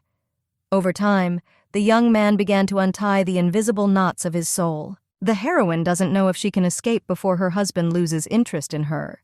The plan may not work exactly as it should. The blonde also doesn't quite understand what's going on in Unro's head. She doesn't give an honest answer to the question. She's just trying to dodge the truth. The same thing happened when she asked to take herself on an expedition. I was just wondering what the woman liked. But she didn't say anything. A few days ago, after a conversation, a desire awoke. The young man realized that Angie was afraid of him, was constantly silent, and looked into his eyes less and less. Now the hero wants to see the beauty's big smile, which she will give to him. He wants to take possession of her completely. The desire cannot be overcome. The man wants the girl to fall in love with him, designating him as the most important person in life. If only the heroine knew what was going on in her husband's head, she would have tried to fight or get scared long ago. Time flies too fast. Autumn has arrived, and the expedition to tame the animals begins in a week. Virgo managed to look through most of the books that mentioned magic. She found nothing about people and movements from another world. It became obvious that he and Eden were an exception that could not be attributed to anyone. It will be difficult to get back. There is nothing left to do but go to the great vault of the abandoned temple that Cha Su-hyun spoke about. There must be an answer there. His Majesty, as usual, sneaks up from behind. Previously, the girl read other literature, but obviously her interests had changed. Laughing awkwardly, the lady says that she is a bookworm. In fact, I needed to find books on dark magic for a friend. Sitting down next to him, the young man asks about the places he would like to see during the expedition. There is nothing specific. Smiling, he suddenly remembers the saint who always sits in the Temple of Tunya. Once upon a time, the lady was interested in her. The voice does not want to tune into normal, so the lady still stutters and asks a question about Serafina. Fear and sadness flash in her eyes when the heroine asks if the man wants to see the saint very soon. Taking into account interests, the hero agrees to what he wants. In response, a protest is heard, which seems even more suspicious and illogical. Lowering her eyes to the floor, the lady tries to explain that Serafina is too beautiful, so much so that the roses themselves envy her. If His Majesty looks at that woman, the queen will be in big trouble. This shouldn't happen. Hurdling the lady's pride, thereby driving her into a trap, the young man asks if she will stand in the way. These are not what I wanted to say. Excuses are not suitable because the further you go, the worse everything gets. The lady can't come to terms with what she's saying. The wife would not dare to behave inappropriately, so she understands that she needs to try to at least somehow do everything in the best possible way for herself. Descending closer, the hero chuckles. He puts his hand on the top of her head, asking the girl to do the same thing again. At least until the expedition, the maiden asks not to think about that saint. She doesn't live in Actilus, so this will be much easier. 10 days later, the expedition began. For her, many different knights were collected and ready to go into battle. Raniero mounted his horse, and the girl sat in the cart. She knows how to ride horses, but the man insisted on doing something different. In any case, you will have to get out of the carriage, but later. A faster way to reach the region is through the base of the mountain range. Due to the poorly paved road, the carriage will not pass through such terrain. For now, comfort comes first, since they have already decided so. The only ones who were taken into the squad in case of different situations were Cicien and Sylvia. To quickly escape, you need to have 2 people with you. People say that the empress should treat Jacques as a trophy. because they think it will show the confidence of the winner. The higher the queen's value, the lower the maid's reputation. Even if the maiden does something suspicious during the expedition, the blonde will not tell anyone. All this is because no one will believe such a weak girl who has already come from a family of liars. 3 days later, the convoy arrived at the mountain range. They were forced to walk the entire distance, and, as expected, Actilians had amazing physical abilities. The girl was tired even in the carriage. The door opens and the young man asks to go outside. He's not used to being kept waiting all the time. His Majesty pulls the lady by the hand, helping her to get off the carriage.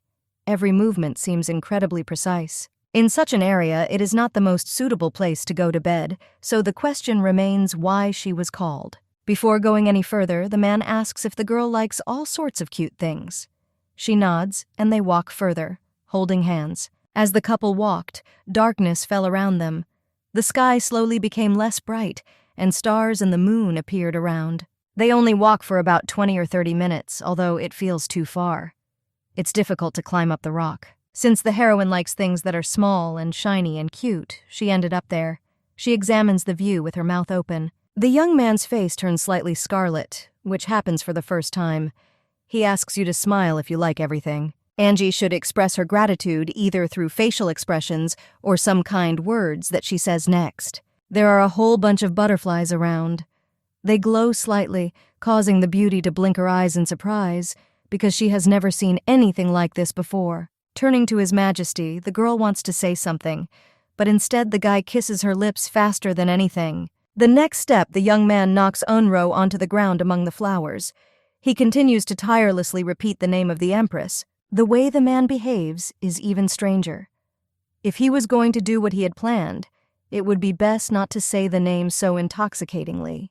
Raniero is obviously holding back.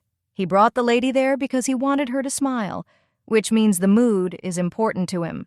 After more kisses, the young man asks what Angie likes. This time she responds by saying that she likes the usual calm. Calmness in itself is boring, so the young man immediately moves forward. He is not going to immediately love everything the same as the Virgin. The girl behaves too naively and primitively. Perhaps nothing will happen if everything remains as it is beforehand. The man standing in front of the Empress is the nephew of the god of war, a battlefield demon who considers all people to be inferior beings. Because of this man, the girl had already been on the verge of death 1,000,000 times. He doesn't care about anyone but himself. Clutching her dress with force, the girl finally begins to speak. She is outraged that such nice things are said, as if she is special. There are too many questions, but the lady is undoubtedly an exception. When he cries, when he is afraid, when he rejoices, everything is remembered. A smile is the rarest thing. The young man knows almost nothing about her, because he saw her extremely rarely and was never able to get used to it. That is why Raniero seems to have liked the field of flowers and butterflies. The smile still did not appear on his face. A moonless night and a starry sky so low that it seems about to fall. This is the first time the girl experiences such delight, so she asks about methods for discovering this place. There were no noticeable flowers along the way, but this is logical, because apparently they weren't even there in the first place. These plants absorb sunlight during the day and emit it at night. Things that bloom where the sun doesn't shine don't shine. The man is well versed in plants, but the most important thing is the benefits that should be there. These flowers seem to have some practical functions. If not for this, the young man would not even be interested in such things. In fact, there is nothing special about them, which incredibly surprises the beauty. She thought there was a hidden meaning there. I can't believe that the emperor just thought that the queen would like the plants. She expresses gratitude. Nodding his head, the blonde confirms his words. He means it, knowing for sure what it took to achieve praise. Virgo wants to ask something else, but asks too many questions, considering that it is time for the couple to return back. Grabbing her cloak in the hope of stopping the man, the girl promises that she will smile if she is given an answer. There definitely must be some other meaning in a flower garden. There must be an answer to this question, which is hidden in the depths of consciousness. The archbishop, like all the other knights, thanks for the help and honor provided. He thanks the god of war for his assistance. There is no need for gratitude. The king orders beds to be prepared for his subordinates and then to go to rest. In other words, this only means that the reserves are bad and unreliable. You can take care of everything yourself. Perhaps this infuriates the interlocutor, but feeding and clothing so many knights is a bit difficult. The higher ones should do everything exactly this way, although they are well aware of the situation in the temple and understand that this is not the best idea. The first step is to prepare housing for the king and his wife. They are the most important and therefore deserve a good reception. Strength is a virtue, weakness is a vice. Actilis is not to blame for the looting and war in the country, even as a ruler. Angie expresses emotions through strange, brooding emotions. She doesn't even hear the emperor asking something very close by. The pair follows the knights forward. I can't believe that the Thunian temple is located somewhere there because the surrounding villages look abandoned. A large procession passes by, but none of the residents even think about going out to see what is happening. Some residents are seeing Actilis in person for the first time. He looks like an object of fear because of his personality and all the rumors. The first step is to arrive at the meeting after distribution. There will be a discussion about the location of the animals and the wave level. The blonde leaves the room, saying that he can't wait for the evening when they can meet again. You just have to accept the fact that the man who used to be so explosive is now attracted to the lady. The problem is that if he sees Serafina, his attitude will definitely change. It's a matter of life and death. While the lady was thinking about what to spend the money on and how to find a place after escaping, she was grabbed by a knight who wants to talk. It is, of course, Eden who apologizes. It is forbidden to make loud noises in the temple, so a technique was used. The girl was just looking for a young man. She wants to know where Serafina is staying, and if there is a chance that she will be able to run into her during the expedition. Putting his hands forward, the brunette assures that the likelihood of a meeting is almost zero. He took care of it. Even Cha Su-hyun doesn't need the original story to start too early. The saint went on a tour because Serafina's visit will be an outlet for people tired of the wave. This man is excellent at his job, and it's not hard not to admit it.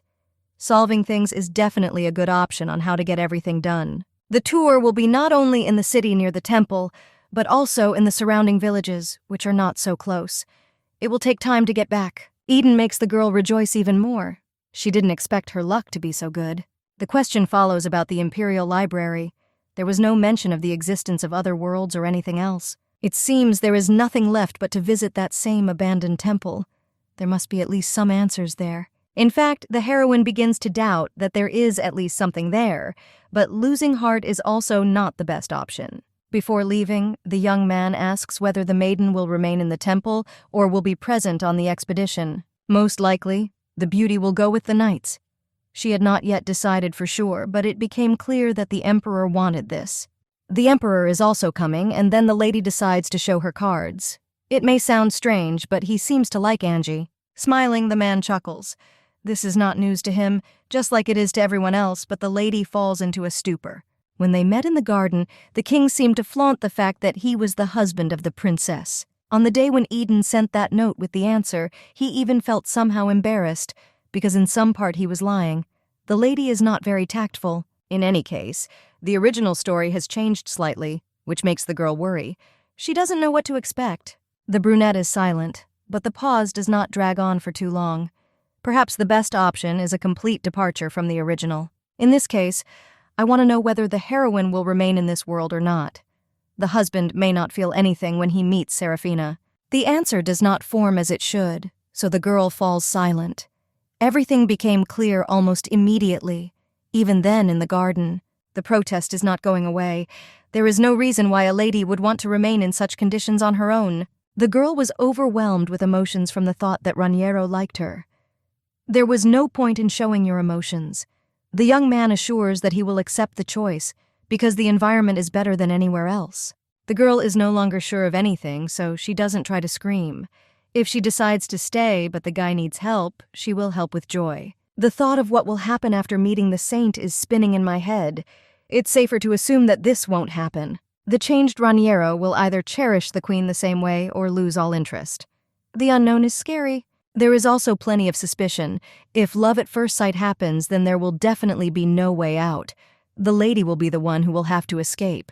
You also can't be sure that the blonde won't get tired of the woman over time, even without Serafina, who could help him with this. If the heroine knew the entire future, she could accurately answer the question posed by Eden, but so far this is not the case. Now, when Angie thinks about how everyone in the temple is lonely and this is the only type of bed they have, she is surprised. The girl feels pity. She doesn't know where it even came from, but she tries her best to push it out of her head. In truth, Unro was not happy in her first world. It's easier to say that life was miserable. Reading novels, which cost at most a couple of $101, was my only hobby. The girl had absolutely no friends. Angelica, on the contrary, was a princess who was raised with love and was well educated. She has a friend named Cician. If you think logically, then you need to leave, but there was not enough time for more thoughts. There's a knock on the door. The heroine completely forgot that she had closed the door. She realized only now that she was not allowing anyone to enter inside. Raniero enters the room. He brought a tray with him, saying that this was food for the empress who needed strength. The guy noticed that his wife ate almost nothing at dinner. He brought snacks that she loves, which makes her want more. Sitting down on the bed next to the beauty and leaving the plate in the middle, the blonde pricks the delicacy with a fork. The sweet filling is pleasant to the palate and makes you enjoy the taste. From tomorrow, you need to cheer yourself up on your own. Even if the words seem nice, it doesn't matter anymore. This is still the same Raniero Actilus, from whom you cannot expect good things. Until the fear of him completely disappears, you will not be able to let him into your heart. Inspecting the bed after the finished dinner, the hero sighs. It is so small that even one person can hardly fit in. The bed is really meant to be used by only one person. This is the best option to use. This is exactly what the young man is talking about to the Empress. He was going to sleep next to him, but now he's disappointed that it didn't work out. Actilus leans closer. He is about to once again kiss a woman who, as always, must be ready. Shouting aloud, "No," the lady abruptly pushes her husband away. She doesn't know why she suddenly decided to act boldly. The young man looks surprised, but not yet completely angry. The girl doesn't know what she should do and how to justify herself. The girl was scared, but even before she had never thought about forbidding him to touch his body. It was not prohibited. Raniero, for sure, was never rejected by anyone from the moment of birth and throughout his life. Now the blow is doubly painful. Until the man comes to his senses, the virgin is going to save her situation. She claims she was just joking, saying she didn't mean anything bad. Surely the young man is already furious, so he remains silent. And as soon as he tries to say her name, she immediately asks for forgiveness for everything she has done. Looking down at the floor, the heroine hopes for punishment but hears the strangest words. The hero is not even angry with her. Leaning against and hugging Angie, the blonde asks her not to be afraid and not to cry. He wants everything to be fine. Obviously, the hero is really not angry, so the beauty tries to carefully relax so as not to arouse suspicion. The trip was really very difficult, so the best thing Unro can do is go to bed to gain strength. The sleep into which the queen plunged begins as usual. The saint brings the tray, asking to look. Not understanding what's inside, the lady slowly opens the lid. The first thing she notices is someone's hair. Realizing that someone's head is there, the heroine instantly throws the tray onto the floor, while bouncing as far as possible. Next, the mad laughter of the king is heard, who asks if Unro still wants to stay in this world forever. Confidence should have dissipated 100 times already, because the foot is placed on the head of Eden, who also suffered. The cloak falls from the saint's head, only to reveal to the light the face of Seraphina, who looks with glassy eyes. Behind her stands her husband, who looks at Angie with much the same look. She is his winter prey. It's strange that the Raniero and Seraphina from the past behaved this way. It seems that the girl wants to say something, but nothing is heard. It's as if someone is hitting me in the face with something. The heroine instantly opens her eyes, realizing exactly where she is at the moment. Noticing the young man's face just a few centimeters away from her, the girl almost jumps up and starts screaming. The beauty had a nightmare. That's all she can say for now. I wouldn't want to know what it's like again. It's strange that the lady wanted to run away even in her sleep. Raniero held his wrist tightly because the lady began to grab herself by the neck. If the man had not stopped what was happening, it is unclear how exactly it would all have ended. It's scary to even imagine. On this day, it was finally time to go to the temple. You need to look for information and forget about staying in this world. The archbishop, who meets the arrivals, asks how the beauty slept. She thanks them for asking, saying everything was great. With the help of the god Actilla, the man was able to sleep for an hour. This is already progress because usually even this is not enough. Changing the topic, the girl immediately becomes interested in what is important to her. She wants to know where they will go, and it turns out to be the northwest. They will arrive at the old temple.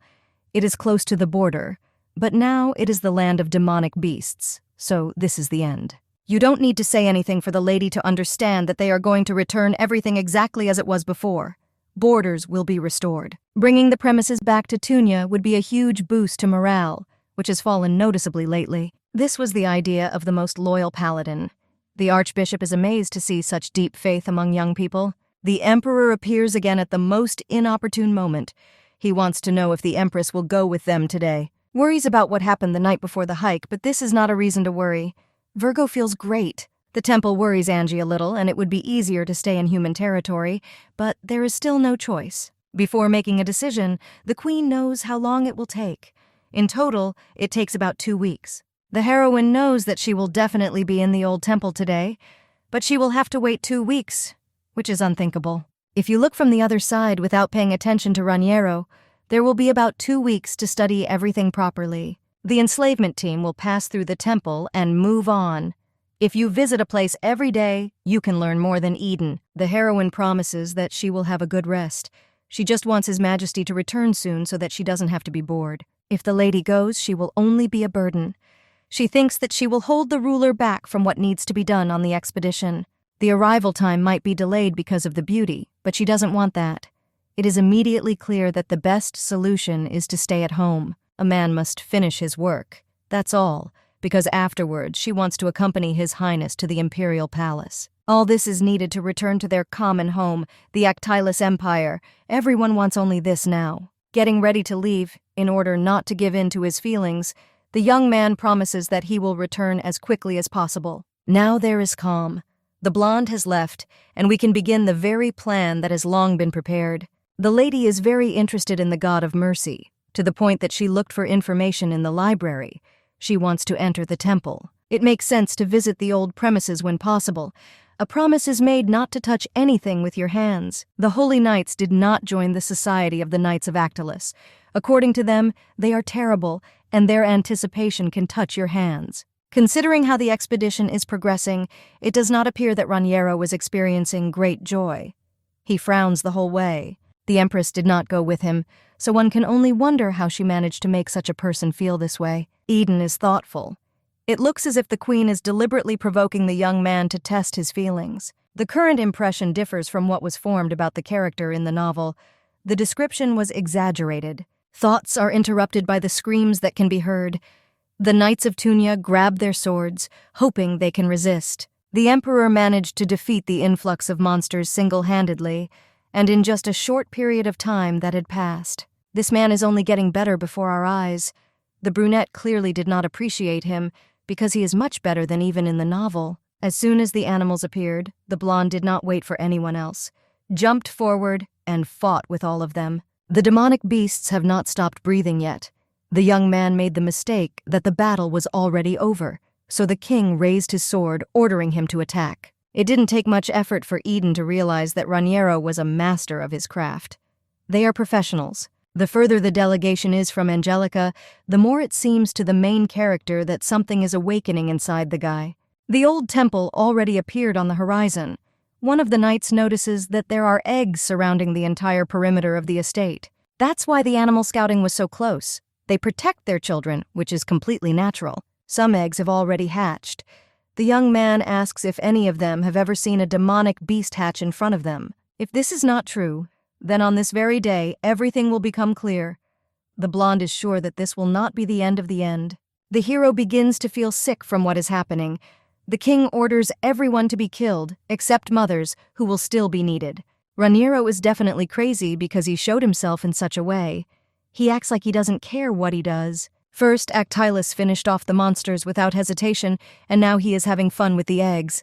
In this hellish battle, all methods are good. The Holy Knight doesn't understand why he should wait for the eggs to hatch. The blonde says the obvious, but then it won't be as fun. While the conversation continued, one of Actylus's warriors came running to announce the imminent hatching. He started killing them. The babies were born, but did not attack. It sounds strange, but they mistook a group of warriors for their own, so they behave this way. It's better that way, because then you just have to keep giving the eggs a chance to hatch. If so, they will continue to be mistaken for food and mothers. Eden decided not to listen to the rest of the conversation, so he almost immediately headed to the place where the eggs were. Everyone takes turns on duty until they hatch, but the place seems too nasty. The hero could not even imagine such a thing. No cracks were noticed on the shell. This means that the babies will not hatch so soon, and they have time. The guy had time to explore everything around.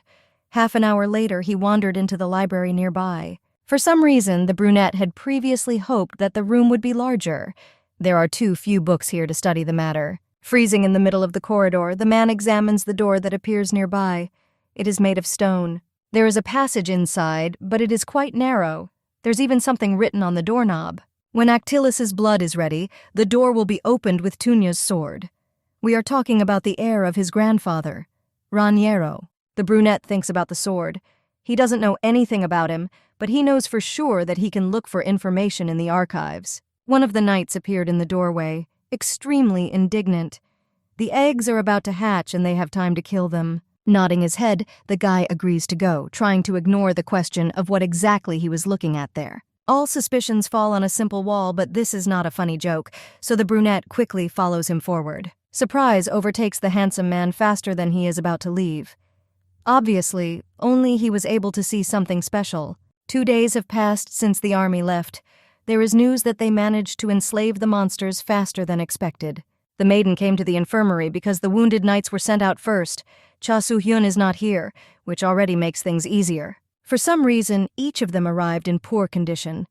It seems that the grip was heavy, but in fact it is not at all like that. The goal was terrible, but Actilus's operation seems much more incomprehensible to such ordinary people. Raniero set knights to guard the eggs in the temple, and when they hatched, he fed them to their mothers and children and killed them. The girl blinks her eyes in surprise.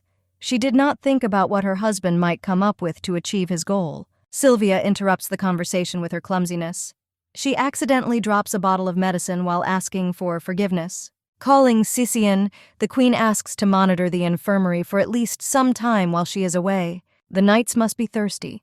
The virgin promises to bring something to drink, asking Sylvia to come along with her. The heroine doesn't know if everything is okay with the lady. She looks tired, but if someone tells her to rest, she won't be happy. Stopping in the middle of the corridor, the blonde suddenly asks why Her Majesty cares about her so much. The girl is the daughter of a traitor. She should have died, but instead she was shown mercy. They treat her too well. The words are mixed into one incomprehensible mess, because the lady does not understand what they want from her. She won't treat you badly. The maid must hate the empress and believe that she is the reason for Marcus's downfall. It doesn't work like that, and only now it became clear that both of them had absolutely no reason to hate. The girl shuddered in the infirmary because, listening to the story about the animals, she remembered how she killed her own mother. Leaving her hand on the woman's shoulder, Angie asks her not to continue. She understands perfectly well that this conversation is unpleasant for both. Feelings come out. The girl grabs the empress's body and presses closer, starting to sob. Watching Sylvia cry in her friend's arms, she felt unity and could understand her, as her emotions simply could no longer be contained. The fact that Jacques has shown her weaknesses means that she likely has a lot of trust. It's impossible to say for sure. The heroine regrets that His Majesty chose such a strategy, thereby destroying Sylvia's good fortune. Your own entertainment comes first, and that's a fact. A man does not care about his friends because he cares about himself. His Majesty, in fact, cares about the Empress, but nothing more. This is something that even Jacques herself noticed. As a candidate for the role of queen, the girl has studied everything, and the only person Raniero cares about is her. Considering the character of the man, the girl could not become such a person. You don't have to think about it so much. Doing something that is difficult is not the best option when you can choose something easier. The very idea of taking revenge on Raniero Actilus is absurd. If she tried something like that again, it was hard to imagine what would happen. I didn't want Sylvia to accidentally get what she deserved while trying to defeat an emperor who wouldn't care. Angie was convinced that the maid was on her side, but she could not even imagine that so much anger was boiling inside. Once they reached Thunia, they became much closer to the temple. Now the delegation is very close to the border, where there are no animals. The next day, the lady and the archbishop went to the recaptured sanctuary. Everything went according to plan, as promised. Having arrived there, the priests began to cleanse the battle site so that unnecessary things and bodies would no longer lie there. Everyone around is just screaming about the cruelty of the past battle, which, if you look at it, doesn't seem so terrible. The sanctuary is completely dirty. I don't want to admit it, but it would have been better if they had won it back much earlier. The whole reason is revelation. We are talking about the very revelation that was given by the gods of Tunya. It had to be followed in perfect order. The God of mercy always makes his voice heard through the saints. It is impossible to tell all the details, since this is a secret within the walls of the temple. Revelation is what is given to the saints. This is why it is considered so important to Tunya. They go to the library. Entering the premises, the heroine cannot believe her eyes. She asks again if she really can read any book she wants. Books that cannot be shown to outsiders have already been moved to the current library, so that everyone can look. What the archbishop means is that there are no longer the forbidden books that Unro was looking for. Cha Soo-hyun was wrong. No one knows what will happen or what exactly can be found, so the best option is to just look at the shelves. The size of the library is much more meager than the imperial one, but the lady began to visit the sanctuary every day. It is difficult to read due to the poor text and the condition of the books. No suspicious books were found. This is because all the most important books were moved to the temple, which cannot be entered. A strange book fell in the distance down the corridor.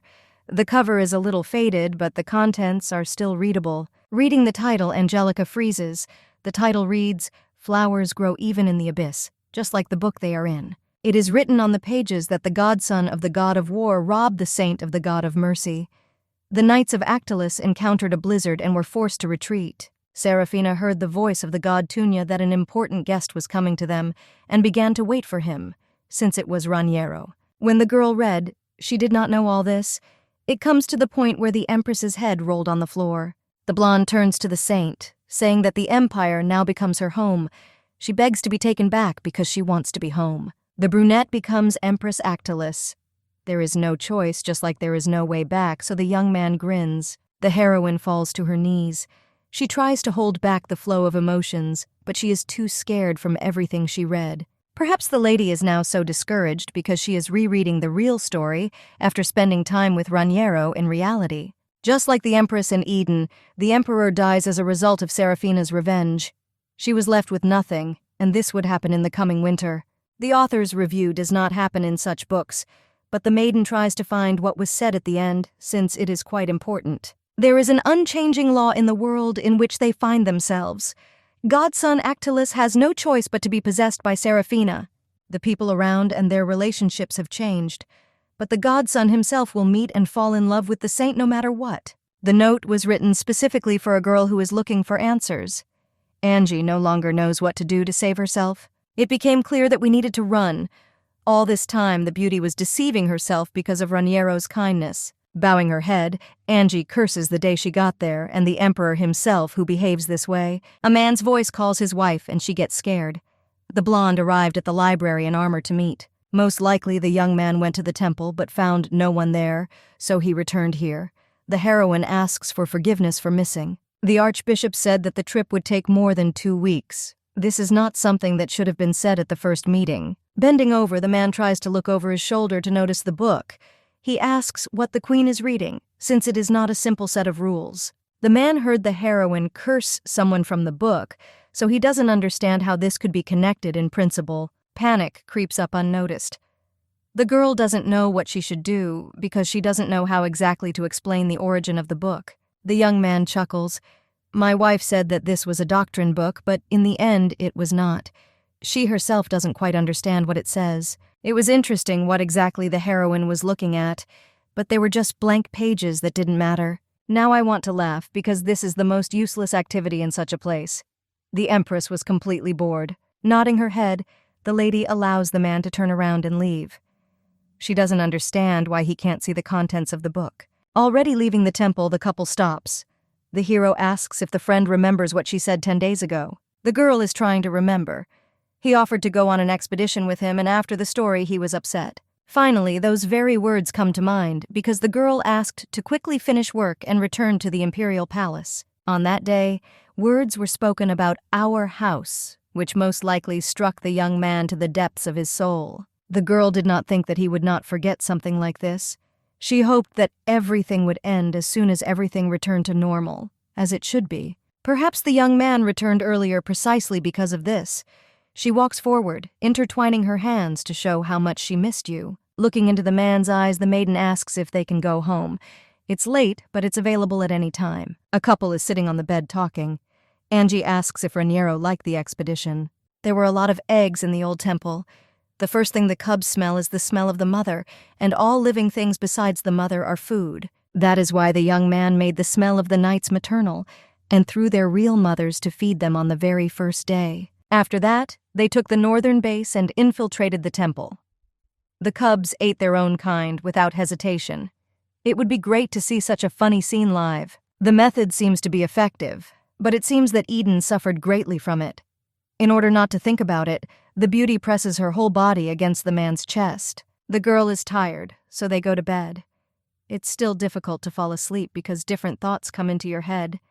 Angie likes Raniero, and this makes it even more difficult to escape than before. It is impossible to deceive your husband, because if you start moving away, he will quickly notice everything. The lie will be exposed in a matter of minutes. A lady must love a man with all her heart until he goes on an expedition. You can't think about leaving him at any moment. The next day, it turned out that the couple was returning to the empire on the same day. The lady herself wanted it, but not so quickly. The queen feels doomed. She wanted to share the story with Cha Soo-hyun so that he could try looking for more in the library. One could try to convince Actylus, but if he is stubborn like a sheep, it will be extremely difficult to convince him. The beauty can't do anything even if she tries. She gave up in advance because she understands that nothing can be done to help her. There is only one option left, and it is the best. She may ask Sisian to do what is planned, because someday she will have to find out about everything.